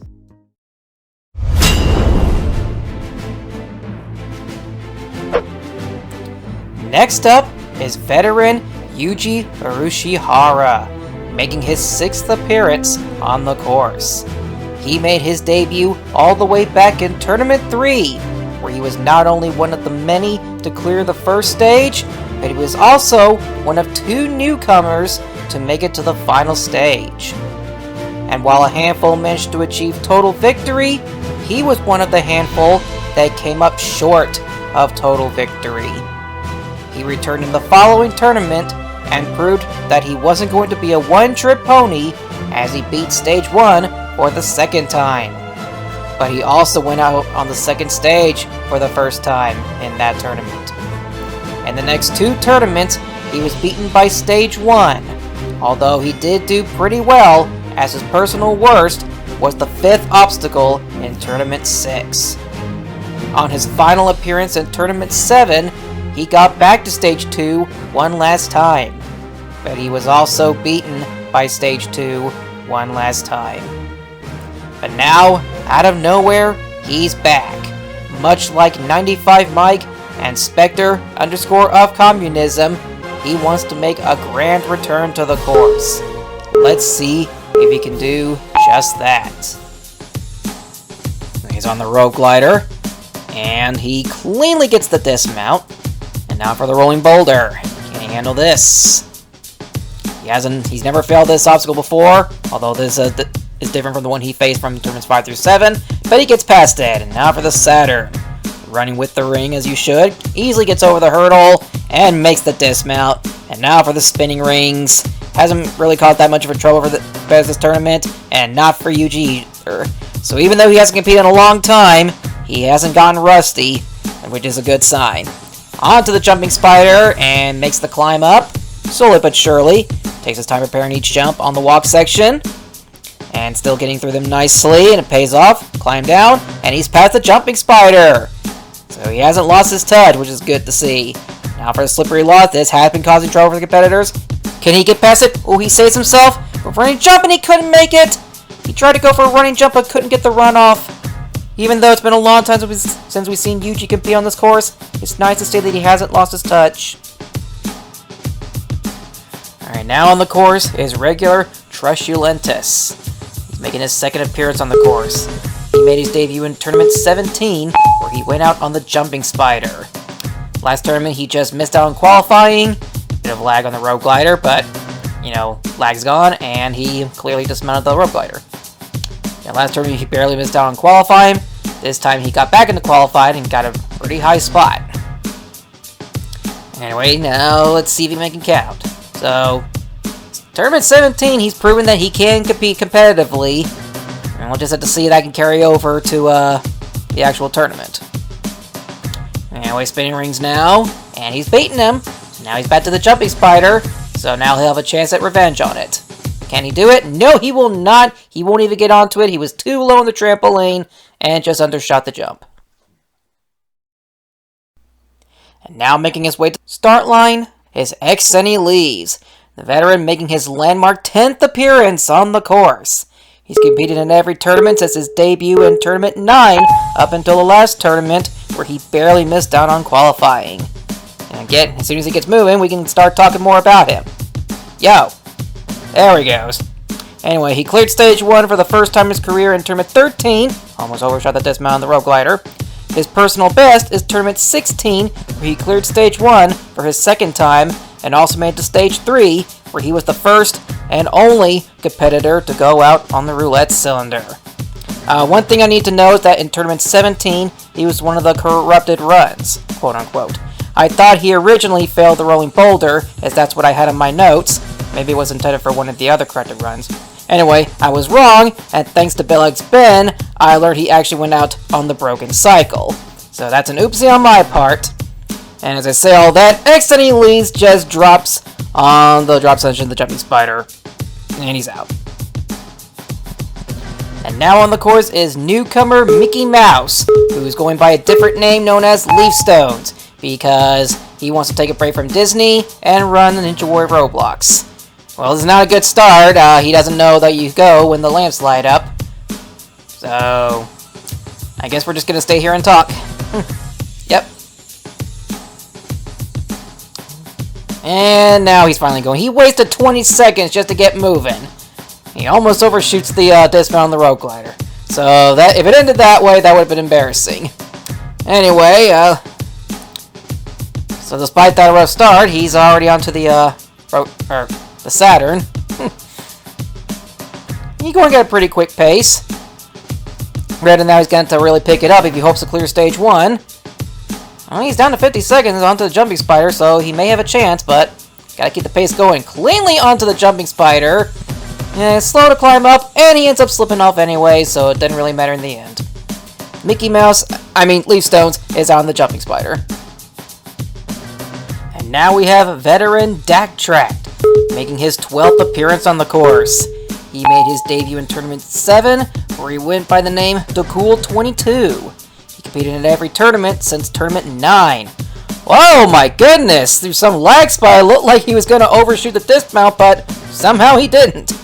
Anyway, he got his breakthrough in Tournament 15, where he cleared Stage 1 for the first time in his career, close call on the rolling boulder. His personal best is Tournament 16, where he came so close to clearing Stage 2, but went out on a thin path. He changed his name to what it is now in the last tournament, and he ends up getting over the hurdle, but just missing the ring. That is just downright unfortunate for Daktract. And now we have competitor 90, regular Jeff Britton, making his second appearance on the course. He made his debut in the last tournament. He was the first place finisher on the first place qualifying course from the last tournament. And on his official run, he went on the road glider, which he's beaten this time. So it was quite embarrassing to go from finishing in first place on a qualifying course in the last tournament to failing the first obstacle in his official tournament run. And anyway, now he is onto the Saturn, just barely gets over the hurdle, somewhat barely, but he ends up beating the Saturn. Spinning rings now.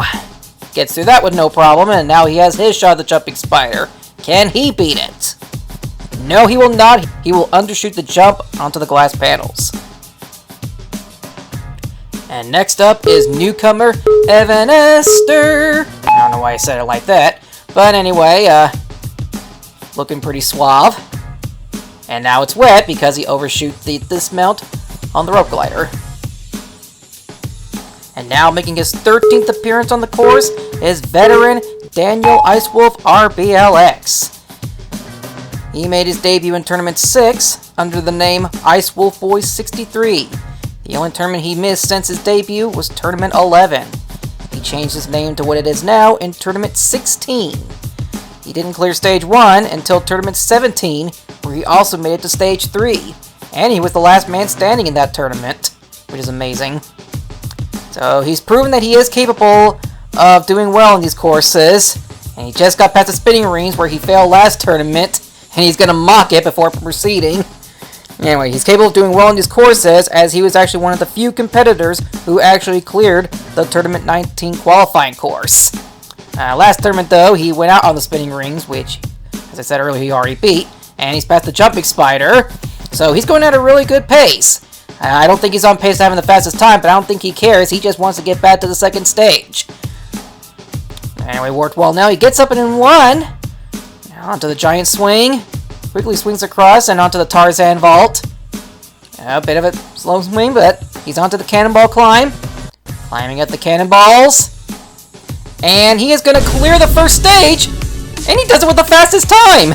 He just beat Tobiz's time by 0.8 seconds. So now Daniel's cleared the stage 1 with now the new current fastest time. Well, how about that?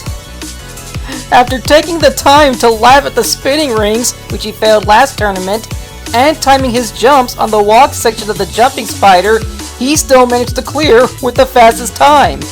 I don't know if that'll stand heading into Stage 2, but regardless, Daniel Icewolf is heading back to Stage 2 for the second time in his career.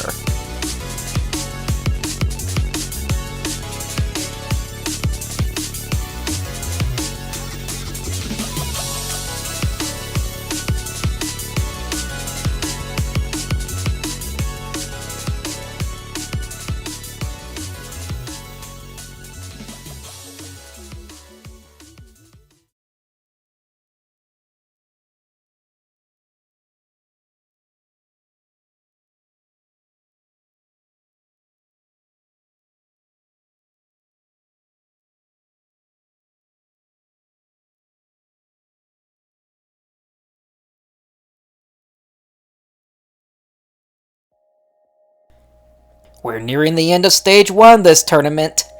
After this upcoming run, we will get to the American Ninja Warrior Roblox competitors who consist of the final 10. But first, the competitor awaiting at the start line is the competitor who finished in first place in the Tournament 19 qualifiers. And awaiting at the start line is veteran Sonic_DJs. He's making his landmark 10th appearance on the course. He finished in first place in the Tournament 19 qualifiers. He's been competing in every tournament since his debut in Tournament 10, where he was formerly known as Sonic DJ 58-8. In the last tournament, he came so close to clearing Stage 1 for the third time in his career, but slipped up on the jump to the 5th cannonball on the cannonball climb. Close call there at the end of the rolling boulder, but he's passed it, and now for the Saturn. Over the hurdle. And gets the dismount. Now for the spinning rings. Bit of a laggy run, but doesn't seem to be hurting him. He's past the spinning rings, and now for the jumping spider. This was his downfall in, I believe, Tournament 17 and or 16. Can't remember which. But anyway, slowly climbs up the climb section, and he's undershot the jump to that third peg on the walk section. And Sonic_DJs is out on the jumping spider. I mean, sure, he had some lag during his run, and it was undoubtedly shown on the jumping spider climbing up, but on this jump here, he appeared to get a good running jump, and he didn't appear to lag. It was more like he was just slightly off the right angle, and simply undershot it. So despite Sonic finishing in first place in the qualifiers, he is still prone to making a mistake, just like every other competitor, and he is out on Stage 1 once again.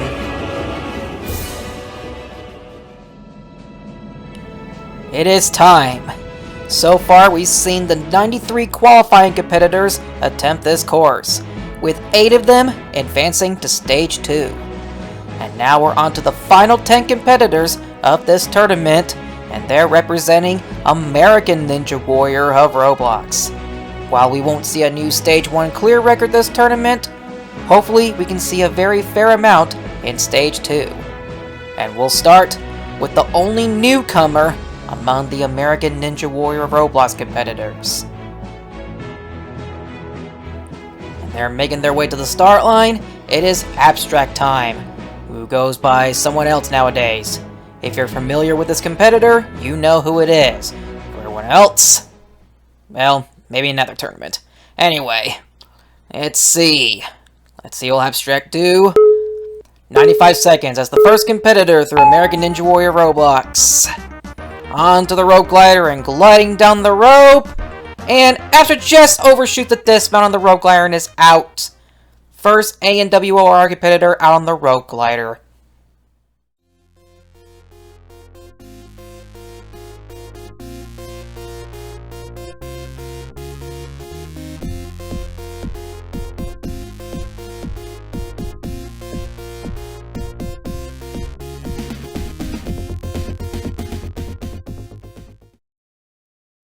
And that was the only newcomer among the American Ninja Warrior Roblox competitors. And now we're moving on to the regulars. Starting with Yellow Mailbox, who's making his 5th appearance on the course. He's competed in every tournament since his debut in Tournament 15. It's onto the rope glider. This is where he failed last tournament. And he almost overshoots it, but he gets past it this time. Gonna do a bit of a 360, jumping up to the rolling boulder. And And throughout his career, he's never gotten past the third obstacle. Although I never really considered or figured out his resolve in Tournament 17, so I guess we'll never know. Anyway, he's now past the third obstacle, so assuming that he didn't get past the third obstacle in Tournament 17, this is his new personal best. And now he's onto the jumping spider, and he's going to undershoot the jump onto it, and he is out. But I think it's safe to say that this is a new personal best for Yellow Mailbox.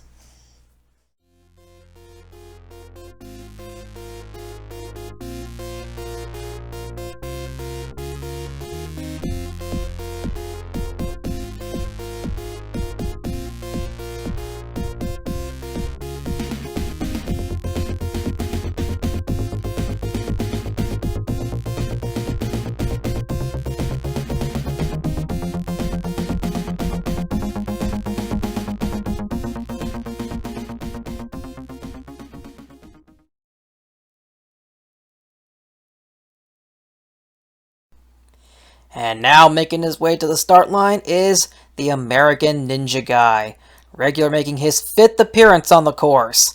Much like Yellow Mailbox, he's competed in every tournament since his debut in Tournament 15. Although unlike Yellow Mailbox, the American Ninja Guy has actually gotten past the third obstacle a few times, getting one step further each time. Although in the last tournament he took a step backwards from his Tournament 17 performance, as last time he went out on the spinning rings. And also last tournament, he hosted the first place qualifying course. And I think that's what inspired him to build his own Ninja Warrior course, which I don't think we would have known about around the time this tournament was recorded, but I digress. Anyway, he's now past the spinning ring, so he's conquered his nemesis from the last tournament. And now for the jumping spider. This took him out in Tournament 16, so we'll see if he can get his revenge. Well, not exactly revenge, just if he can beat it a second time.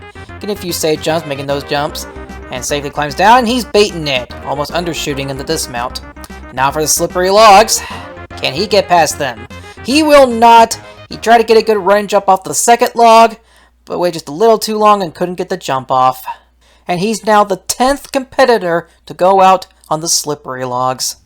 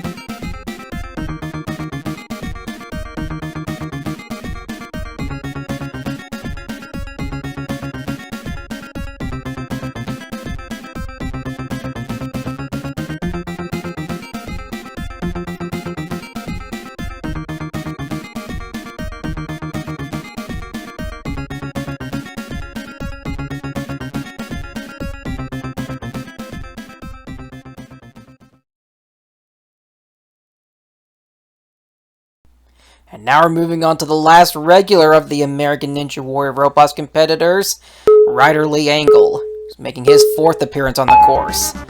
Like Yellow Mailbox and the American Ninja Guy, he made his debut in Tournament 15, where he went out on the first obstacle, which has gotten past this tournament, and where he also failed last tournament. He missed out on Tournament 16, but returned on Tournament 17, where he achieved his personal best by getting to the tire pressure, and now in this tournament, he's out on the rolling boulder. So that's another American Ninja Warrior Roblox finalist going out early on Stage 1.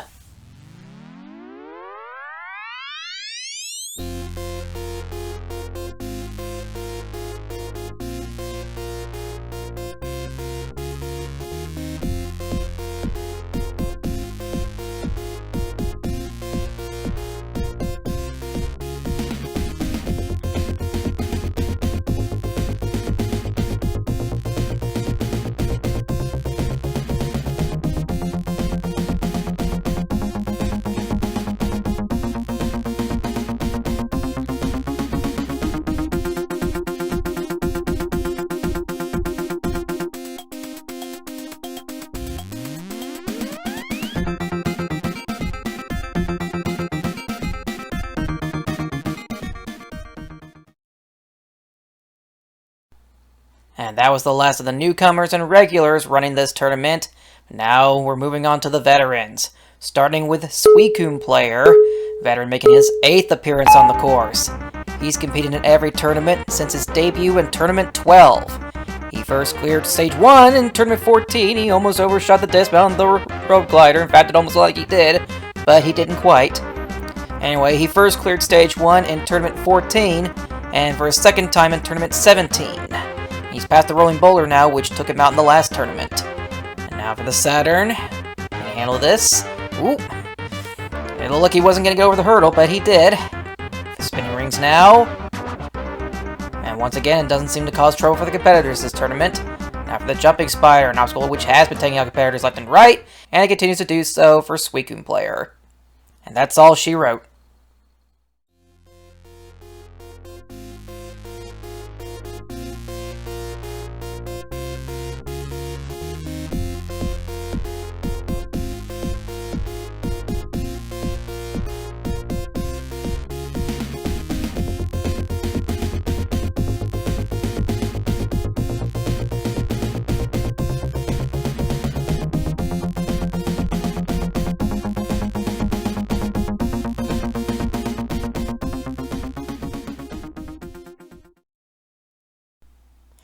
And now up is an epic Reshiram, veteran making his 12th appearance on the course.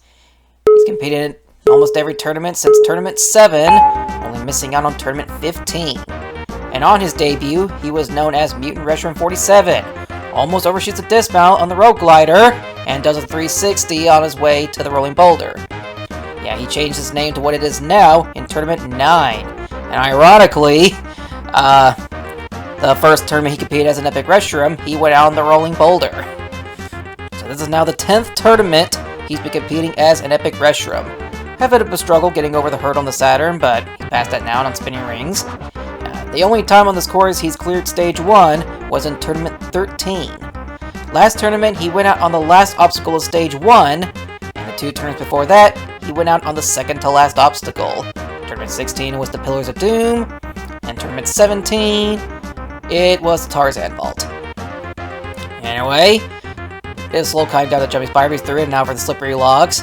Getting careful jumps and getting good running jump in between each log.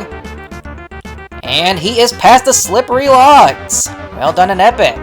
Warp wall now, he's still got plenty of time to clear this stage. Can't get up the warp wall in one. Can he do it on a second attempt? Yes, he will! And now for the giant swing. Swings across and now onto the Tarzan Vault. Catches onto the cannonball climb. This is where he went out last tournament. Can he get up it this time? Climbing up it slowly, but surely! And an epic Reshiram, for the first time since Tournament 13, is heading back to the second stage. Well done, an epic Reshiram! Here's another look. He had a close call on the rope glider and the Saturn. He took his time on the jumping spider and the slippery logs. But it paid off for him. Took him 2 attempts to get up the warp wall. Plus he took his time climbing up the cannonball climb. So because of all that, he couldn't beat the Klaxon, but it doesn't matter because an epic Reshiram has punched his ticket to Stage 2 and is the first American Ninja Warrior of Roblox competitor to advance to Stage 2. Well done, an epic, and welcome back to Stage 2.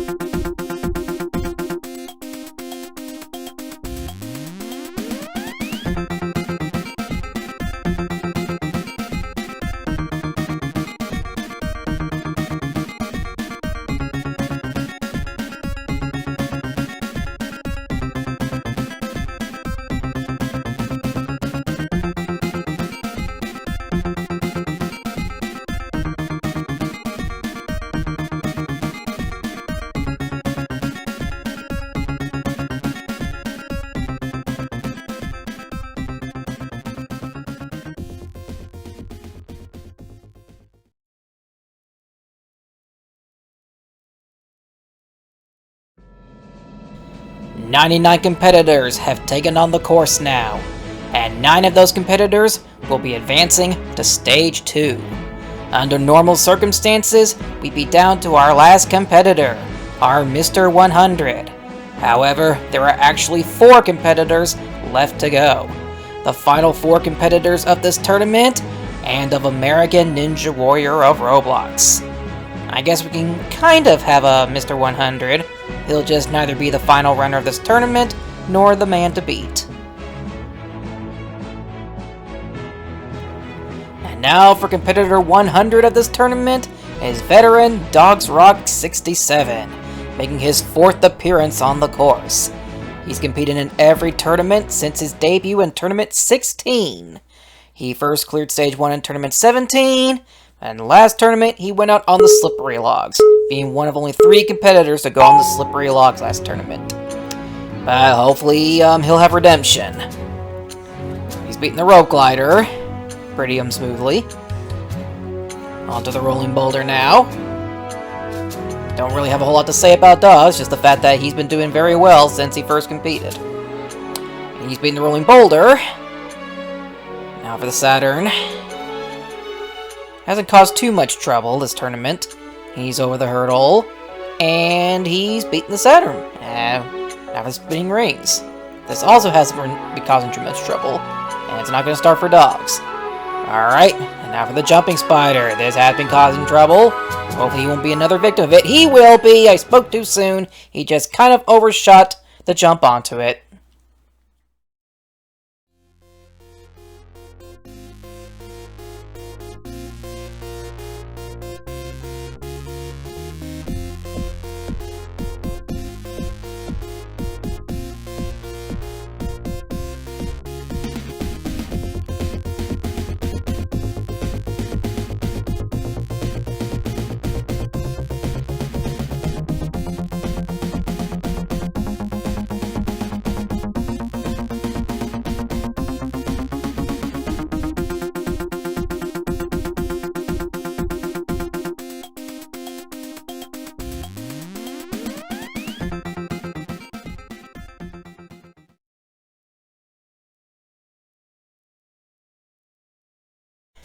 This is it.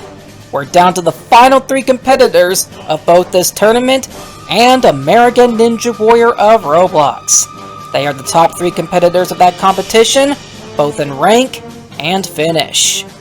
And the 3rd place competitor will be the 101st competitor running this course. The 3rd place competitor is at the start line and seems to be already making a promising return.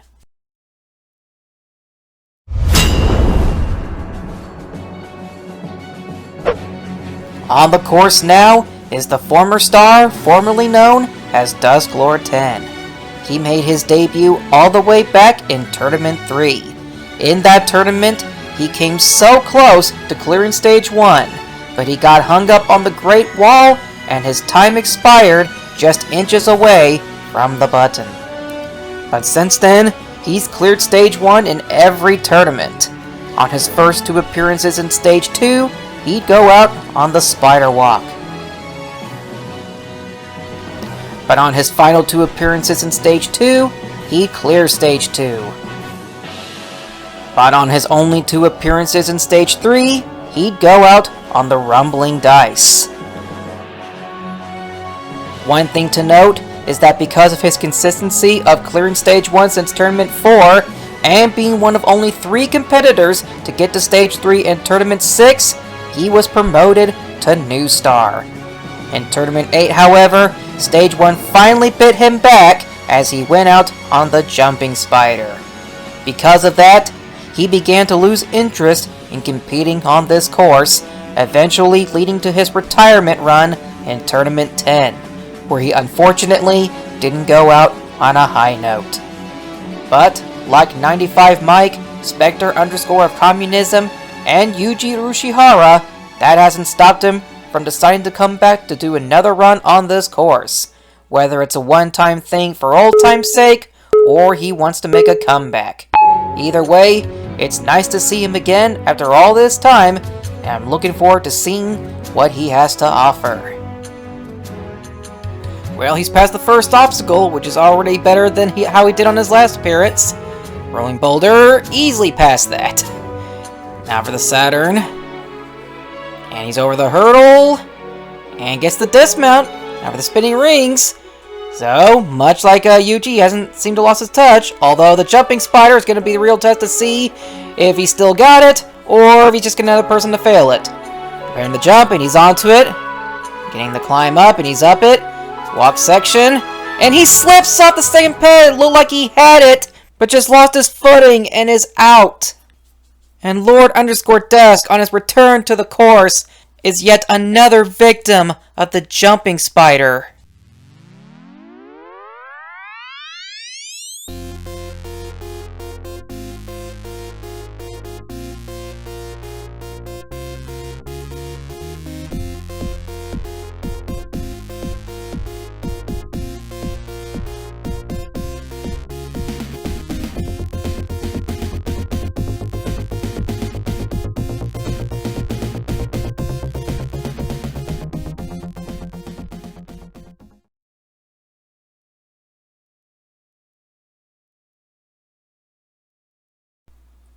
And now for the second place competitor, All-Star KleverNinjaz. He is the only competitor to have competed in every single Ninja Warrior Roblox tournament. He was a qualifier host for the last tournament, but on his tournament run, he fell on the first obstacle for the third time in his career. The other times being Tournament 8, back when it was the ramp climb, and Tournament 11, when it was the step pillar. Although in his defense, last tournament before his run, he claimed that his hand was in pain, so he was practically running with a handicap. So that's a thing. Or that was a thing. But anyway, on this tournament, he's all over her on the Saturn and clears it. So he's already doing much better. So you'll have to put that on last run behind him and focus on this tournament. So onto the jumping spider now, gonna do a 360, prepping the jump. And he can't land his feet on the jumping spider mount, and he's out. He's also the third All-Star to run this course, and the second All-Star to go out on the jumping spider, alongside Faripu.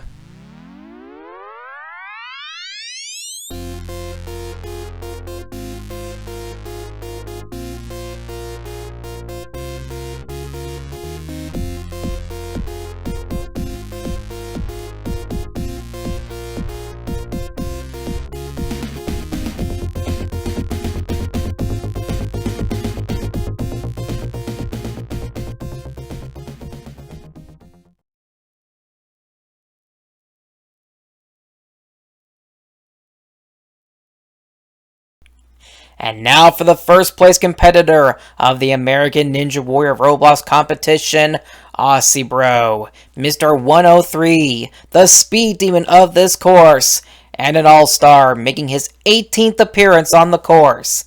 He's competed about every tournament, only missing Tournament 8. And he's cleared Stage 1 for 7 straight tournaments, dating back to Tournament 12.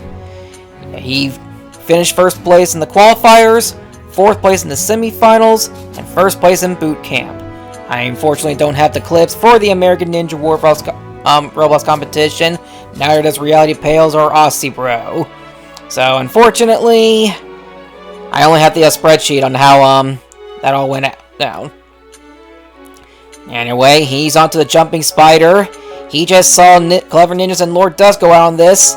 He's caught onto it and quickly climbs up. Now for the walk across, taking his time with those jumps. And quickly climbs down, and now for slippery logs. Yep, he's the last all-star to have a chance on getting to stage 2, and he's getting past the slippery logs quickly! Wow, I haven't seen him done that fast since Psycho in Your Mind. I don't know who got past him faster, but I guess we'll just have to see after this run. And Ozzy just barely gets up the warp wall in the second attempt. And looking good so far. Can he catch the camel climb? He does. Climbs up him quickly, and as expected, he is going to clear the first stage with the fastest time at 25.8 seconds. Is there any doubt? And the streak continues as Aussie Bro has now cleared stage 1 for 8 straight tournaments. And he's also the only all-star to advance to stage 2 this tournament. He was doing perfect on the first 4 obstacles, but on the jumping spider, particularly on the climb up and the walk across, he started to lag. but he still got through. Now on the slippery logs, here's a side-by-side comparison on Psycho and Ossie's attempt at it. Both got through the slippery logs really fast, but Aussie Bro just barely wins. Ossie's only real struggle that didn't involve his lag was the warped wall, as it took him 2 attempts to get up it. He was barely able to do it on the second attempt, no less. Since then, it was smooth sailing, and he wraps up stage 1 by getting the fastest time and being the one to represent the All-Stars this tournament, and being the second American Ninja Warrior Roblox competitor to advance to stage 2 alongside an epic Reshiram. What a tournament!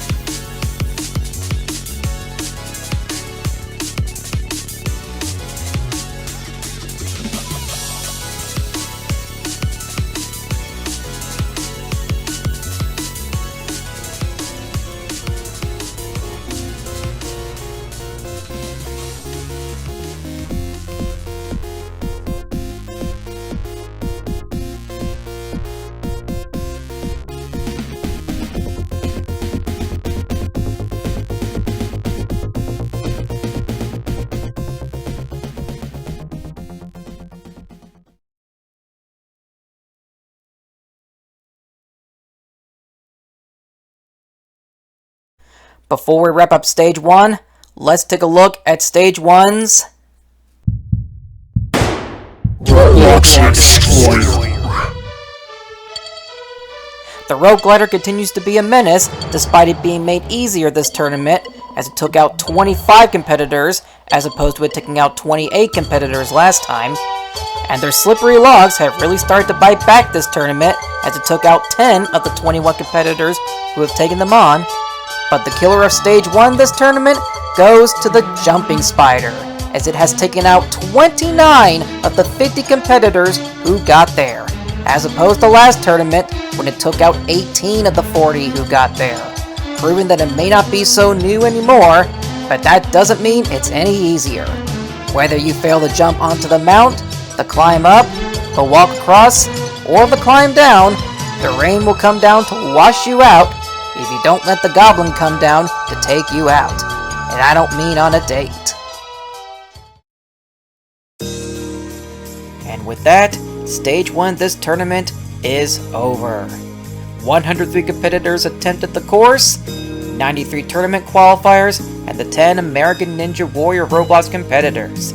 And we've seen some of the top competitors go out one way or another on the jumping spider. However, we've seen a total 10 competitors clear the obstacles to advance to the next stage, where more brutal obstacles await them. Moving on are 2 newcomers, 1 regular, 6 veterans, and 1 all-star.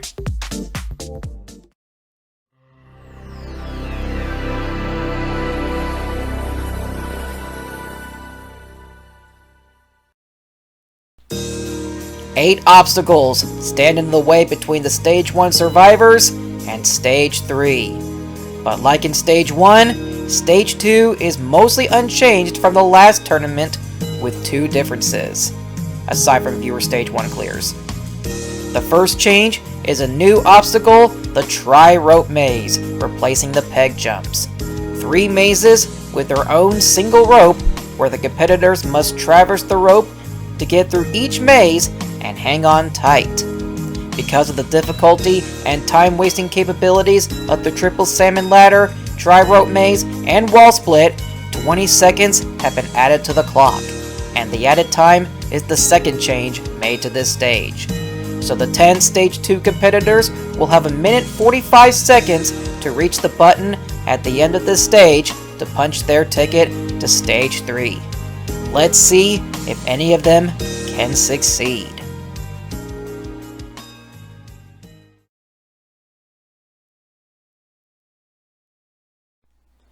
First one to go on Stage 2 is veteran Spectre _ of Communism, who's making his second appearance on this stage. He last reached this stage in Tournament 7, where he was formerly known as Weatherboy 1102, and last time he went out on the unsteady planks. Yeah, he was a competitor who went from failing the first obstacle on his debut to clearing the first stage on his second appearance.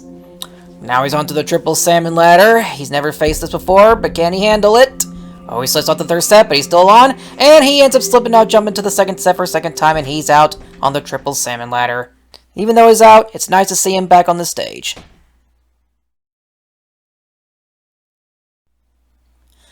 And now we're moving on to veteran, the noobish camper, who's also making his second appearance on the second stage. He first reached this stage in Tournament 17, the last of the old classic terrain, where he went out on the triple salmon ladder. Alright, under 5 seconds for him. So he can jump rope, and he's past it. Calming walks off it. Now for the triple salmon ladder. This is where he went the last tournament, and he ends up slipping up before he even gets the jump onto the first set. And he's been beaten by the triple salmon ladder again. And now we're moving on to the only regular to reach this stage. It is Tyler Roberts 928, taking on the second stage for the first time in his career. And after 9 previous attempts, or I guess 8 previous attempts, he's finally the second stage on his 9th attempt. Alright, let's see how he does. Starting with the sliding jump rope. Oh, bar started to derail, but he gets through it and onto the rope. And he gets off of it. Ooh, he kind of jumped off, but then caught onto the rope again, but now he's off of it. And now for the triple salmon ladder. Can he defeat it? He will not. He will slip off halfway at the second set, and he'll be the 3rd straight competitor out on the triple salmon ladder. Now we move on to the first newcomer to clear stage 1 this tournament, Psycho in Your Mind. I still don't know what makes him a psycho, unless he's trying to get into my mind. Whatever. Anyway, let's see how he does. He's got 105 seconds. This will be his first attempt at stage 2. It was the first attempt of the course, so... Anyway, slide and jump rope. Onto the rope part, and he has passed it. Can he be the first to beat the triple salmon ladder? Oh, he slips off the second set, but he's back onto it. Alright, he's up the second set this time. Can he make the jump to the third set? He will not! He will not even get the jump, and he'll slip off the obstacle altogether. And he's now the 4th straight competitor out on the triple salmon ladder. Good grief! Stage 2 has only just begun, and the triple salmon ladder has already claimed 4 competitors in a row. Well, hopefully our 5th Stage 2 finalist can do better. It's the second and last newcomer to clear Stage 1 this tournament, Rob the Constraint Guy. So... that's all I can say about him. Let's see how he does. Oh, bar's starting to aerial, but he quickly sets it back in motion and gets it rolling down. And he's past the rope part, and he's past the sliding jump rope. Alright, Rob just saw 4 competitors go on this obstacle. Can he be the first to beat at this tournament? Oh, starts to bounce off the second set, but he quickly catches on back onto it. He undershoots the jump to the third set, but he's caught onto the first set again. Back on the second set, and now he's caught onto the third set. And he's the first competitor this tournament to beat the triple salmon ladder, and the first to get past the gliding ring. Now he'll be the first to attempt the triple rope maze. Sorry, the tri-rope maze. Good grief, I don't know why I had triple in my mind. Blame the triple salmon ladder for that. He's getting through this obstacle quickly and nicely. He's still got a minute left, more than enough time to take on the remaining obstacles. Here he is onto the beam trenches. Can he handle these? Second set. And he can't get onto the second bar in the second set. He's the first this tournament to get past the triple salmon ladder, and the first to take on the tri-rope maze, but he'll also be the first to fall on the beam trenches this tournament.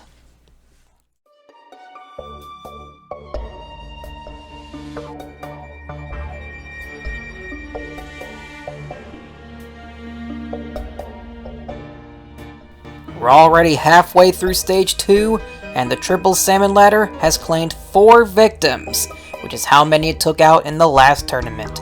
If this keeps up, it'll do more damage than it did last time. And so far, only 1 competitor has been able to beat it.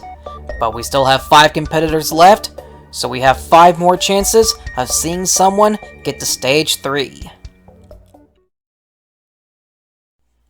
And the first of the final 5 is veteran Tobiz12345, who, like Spectre and Noobish, is making his second appearance on this stage.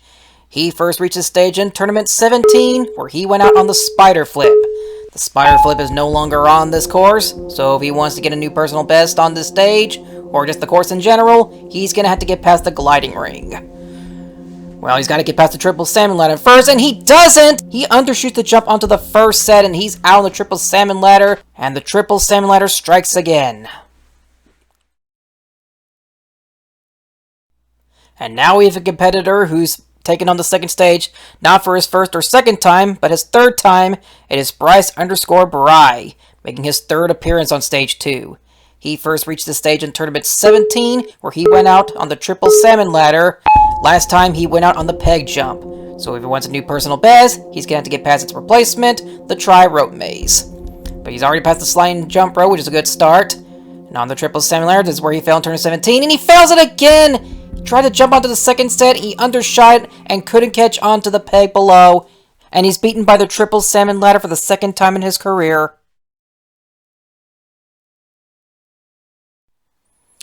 And now we have the last of the competitors before we move on to the American Ninja Warrior of Roblox competitors. It is Daniel Icewolf RBLX, veteran making his second appearance on stage 2. He first reached this stage in Tournament 17, where he cleared and went on to stage 3. He's also the fourth competitor who went from clearing stage 1 for the first time in his career in Tournament 17, alongside the Noobish Camper, Tobiz12345, and Bryce_Bry. Anyway, triple salmon ladder, he had no trouble with this. Well, I don't think he had any trouble. Well, he ends up undershooting the jump in the third set, but catches back onto the first set. Getting back there, and he undershoots it a second time, but still manages to save himself. Alright, can he do it for a third time? Yes, he does, on the third set. And he's the second competitor in this tournament to get past the triple salmon ladder, and the second to get past the gliding ring. Now can he be the second to get past the tri-rope maze? He sure is taking his time on it, that's alright. And he ends up slipping off the first rope. He couldn't get onto the second rope and he's out. Daniel Icewolf is the first victim of the tri-rope maze. And it's also the first time in his career he's been beaten by stage 2. Let's take another look at it. When Daniel got past the first maze, he could have jumped onto the second rope, but he had a hard time getting off the first rope, and instead of walking around the rope, he tried to walk backwards, but he stepped too far back and lost his grip on the rope.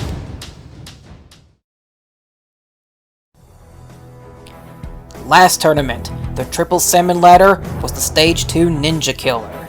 This tournament, it's the stage 2 Ninja Killer again.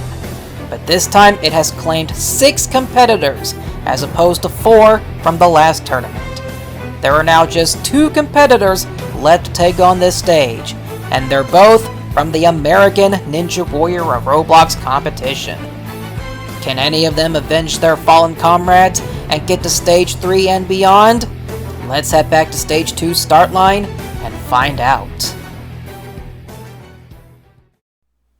And the first 2 American Ninja Warrior of Roblox competitors is an Epic Reshiram, veteran making his second appearance on the second stage. He first reached this stage in Tournament 13, where he went out on the triple salmon ladder. So let's see if we can get back there, first starting with the sliding jump rope, and he's past it, kind of caught onto the track near the end of the rope, but he gets through. Now for the triple salmon ladder, this is where he went out last time. Oh, he missed the jump to the third set, but he's caught back onto the first set, saves himself, and he's got it for a second time, and he has beaten the triple salmon ladder. Gliding ring, gets a good jump off of it, and now for the tri-rope maze. Had a bit of less time on this than Daniel did, and I think less than Rob, but that's beside the point. Actually, I think he had a little more time than Daniel, but I digress. Alright, he's past the first rope, and now for the second rope. Down to about a minute, he's still got time. You might want to pick up the pace just a little bit. Getting through the third rope. Oh, starts pushing it the other way. You can't do it that way.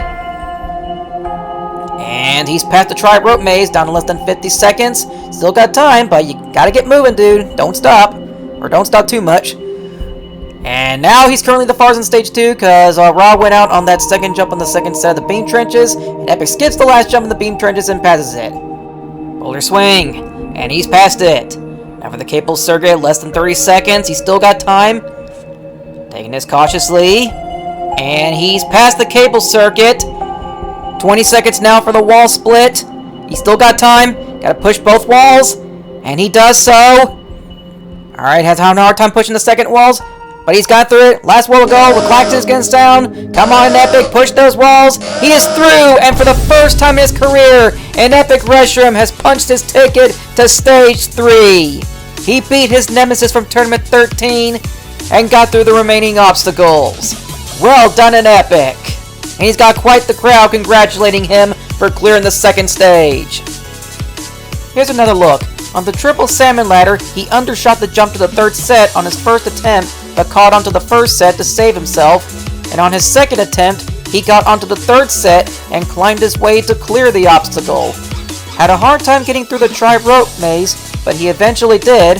Then he got past the beam trenches with little to no trouble, and by the time he got to the wall split, his strength was starting to give out. But he didn't give up, got through, and hit the button at the end with 5.6 seconds left on the clock. So an Epic Reshiram will be advancing to Stage 3 for the first time in his career, and thanks to him, we'll get to see Stage 3 this tournament when things started to look bad.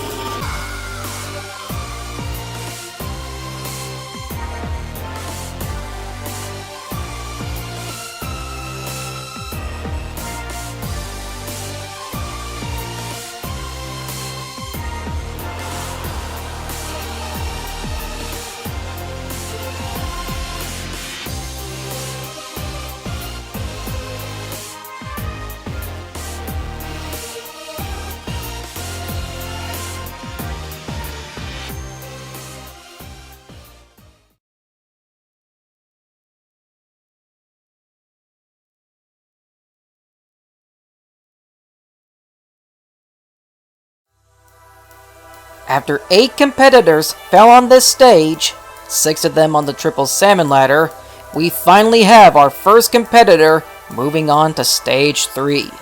But there is still one competitor left to go. Will he join an Epic Reshiram in Stage 3? Or will an Epic be the last man standing heading into Stage 3? And up is the second and last competitor of the American Ninja Warrior Roblox competition, Aussie Bro. He is also the only All-Star to get to this stage, and he is making his 13th appearance on this stage. He first reached Stage 2 in Tournament 1, where he got to Stage 3. He's been getting to this tournament consecutively since Tournament 12, and in the last tournament, he cleared this stage. And he's already off to a great start. He's passed the sliding jump row with no trouble at all. Triple salmon ladder. Oh, he undershoots the jump to the third set. He did have trouble with his obstacle in the last tournament, but not quite as much trouble this time around. He is up it now, and onto the gliding ring, and he has passed it. Now for the tri-rope maze. He saw Daniel go out on this, but he did see Rob and an Epic get past this obstacle. Can an Aussie be the third to clear this obstacle? Well, he's figuring out the maze on pretty easily and getting through it nicely. But he's still got a ways to go. He's onto the third rope maze now. Pushing the rope the wrong way. Come on, there he goes. Now close to the end, and he has passed it. Now a bit of a struggle. Well, uncomfortable dismount there. Anyway, speeding through the beam trenches. Ooh! Looks like he kind of skipped that third one there in the second set. Skips the last jump, and he is through it. And now for the boulder swing. Ooh, that was close there. Looked like he was going to undershoot again like he did in Tournament 17. But now he's onto the cable circuit. And he's through it, and now with over 30 seconds left. Oh no, he's pushing the left side. You got to push both. No, that is going to be a 5-second penalty since he didn't really touch the second wall. Well, he does there, and again, he's going for the left side. He's not pushing both walls. That's going to be a 5-second deductible off his time, but he still manages to clear with what's officially going to be 7.5 seconds as opposed to 17.5 seconds. Despite that, that's still slightly faster than an Epic Reshiram, so Aussie Rose still clears Stage 2 with the fastest time in Stage 2. And he's got quite the crowd congratulating him. Like an epic, he undershot the jump to the third set of the triple salmon ladder on his first attempt, but he got up it on his second attempt. He did have a little struggle near the end of the tri-rope maze, and he actually started to lag a bit on the second set of the beam trenches. He almost failed the boulder swing the way he did in Tournament 17, but beat it, and on the wall split, he only stuck to the left side of each walls. Even though that tactic gets you through the wall split faster, it's a 5-second penalty for not pushing both of them, which can lead you to timing up. He did get to the right side of the second wall to move, so it's not a penalty for that one, but for the first and third walls, that's a total of 10 seconds taken off his time. But despite that penalty, he still clears Stage 2 with the fastest time. And for the 6th time in his career, Aussie Bro is moving on to Stage 3.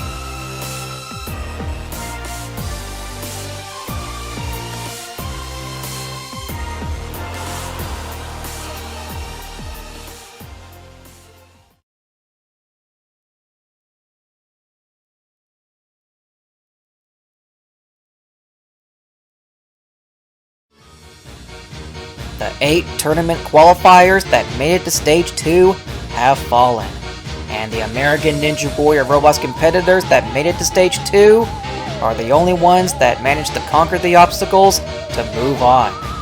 Now they face Stage 3, where even more brutal obstacles await them. And it's just the American Ninja Warrior Roblox competitors left in the tournament. Veteran and Epic Reshiram, and All-Star Aussie Bro.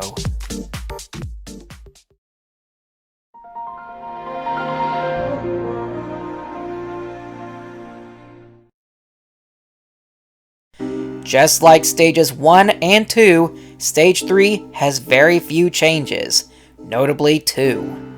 First, the wire cross, which was the 6th obstacle in the last tournament, has been moved and buffed.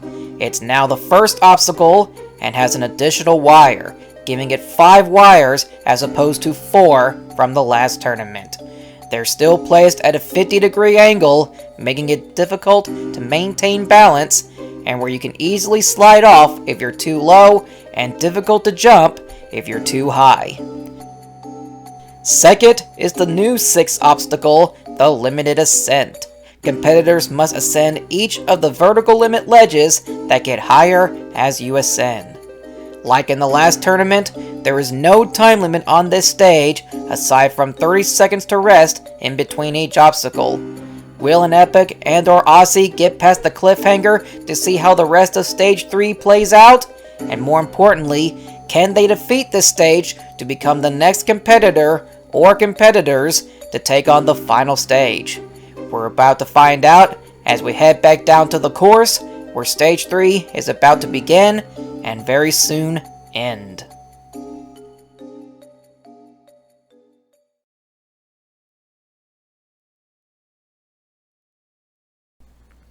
First one to go is an Epic Reshiram.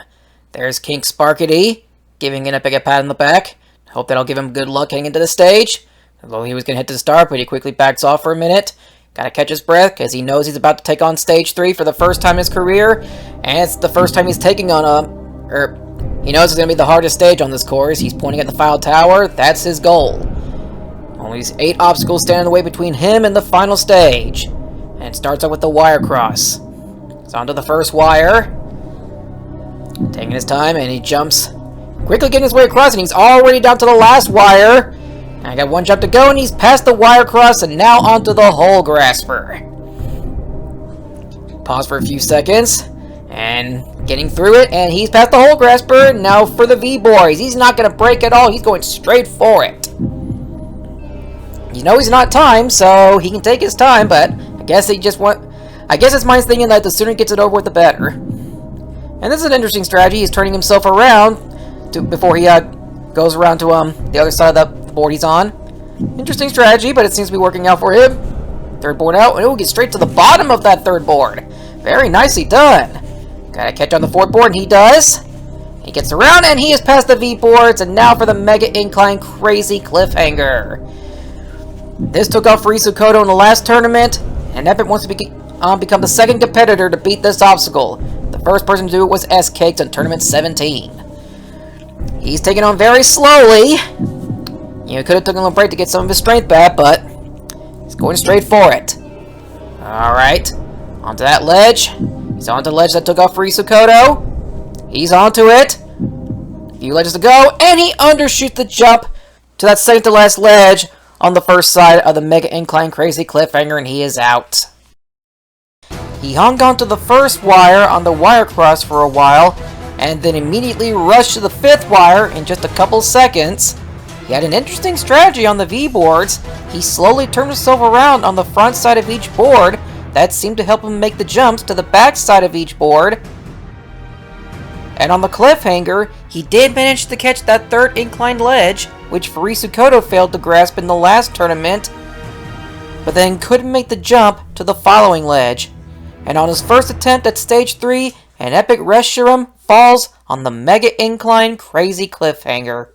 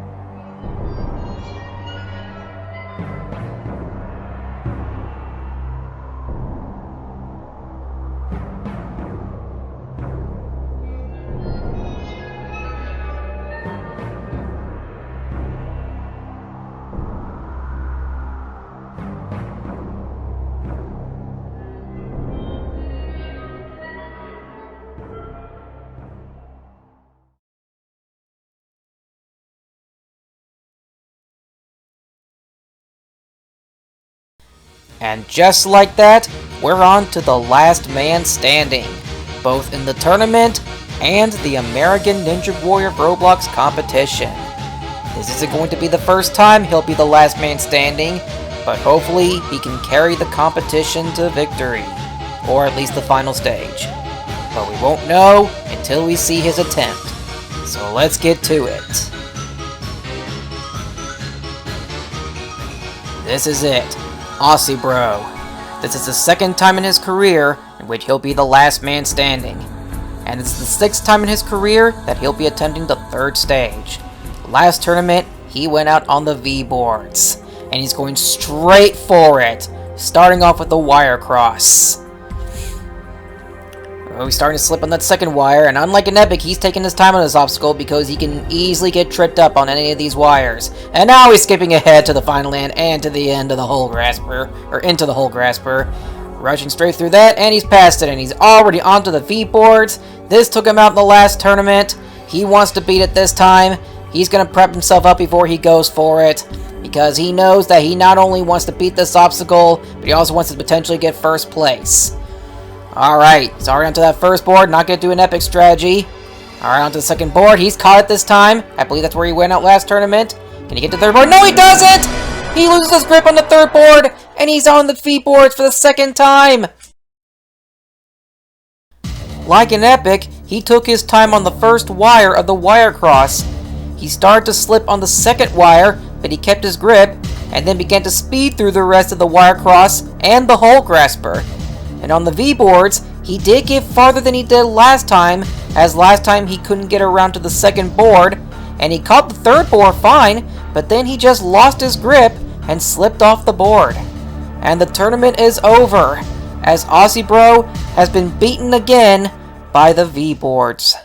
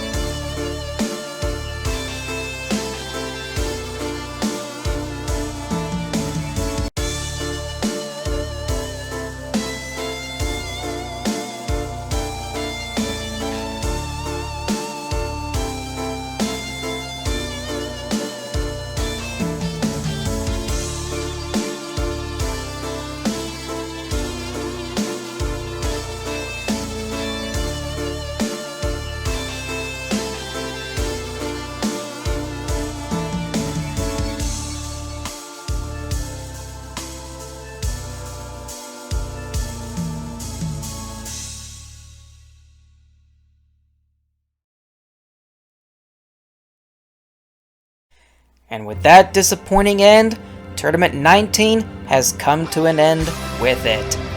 We've seen 103 competitors take on this course, and this time around, only 10 of them could clear Stage 1.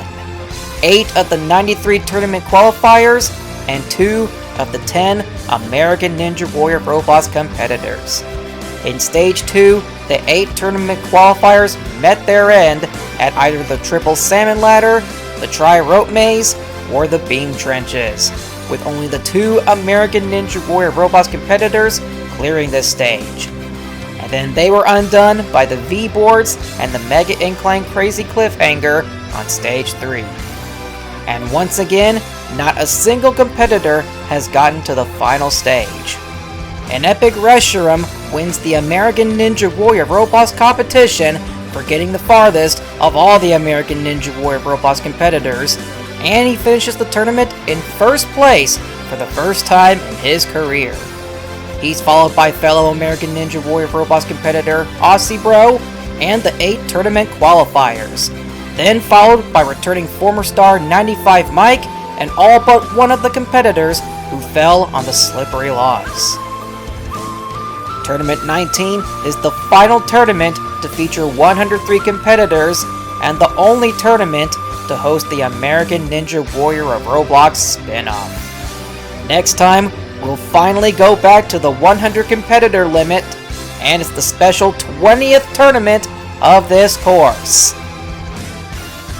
In it, in addition to what we've seen before, we'll also see some fresh new faces, new challenges, and 2 old veterans invited to compete on the special occasion. All that and more is what to look forward to next time on the 20th tournament of Ninja Warrior of Roblox. But before that, we have another season of Ninja Warrior of Roblox Versus to look forward to, and hopefully this will turn out to be the best one yet. But until all that, if you enjoyed this tournament, then don't forget to give it a like, share it with others so they can enjoy it as well, subscribe if you haven't already, and turn on that bell icon so you can be notified on either occasional uploads or all of them. And if you want a chance to compete in a future tournament, as well as get sneak peeks of future obstacles and tournament screenshots, then join the official Ninja Warrior of Roblox Discord. Link is in the description. You can also check out the War Vault YouTube channel to see some outtakes, behind the mic runs, and more. You can also support me on Patreon to get exclusive tournament clips, editing clips, and clips of me building a future course. I'd like to thank you all for watching, and I'll see you all in my next video. Until next time, ciao peoples.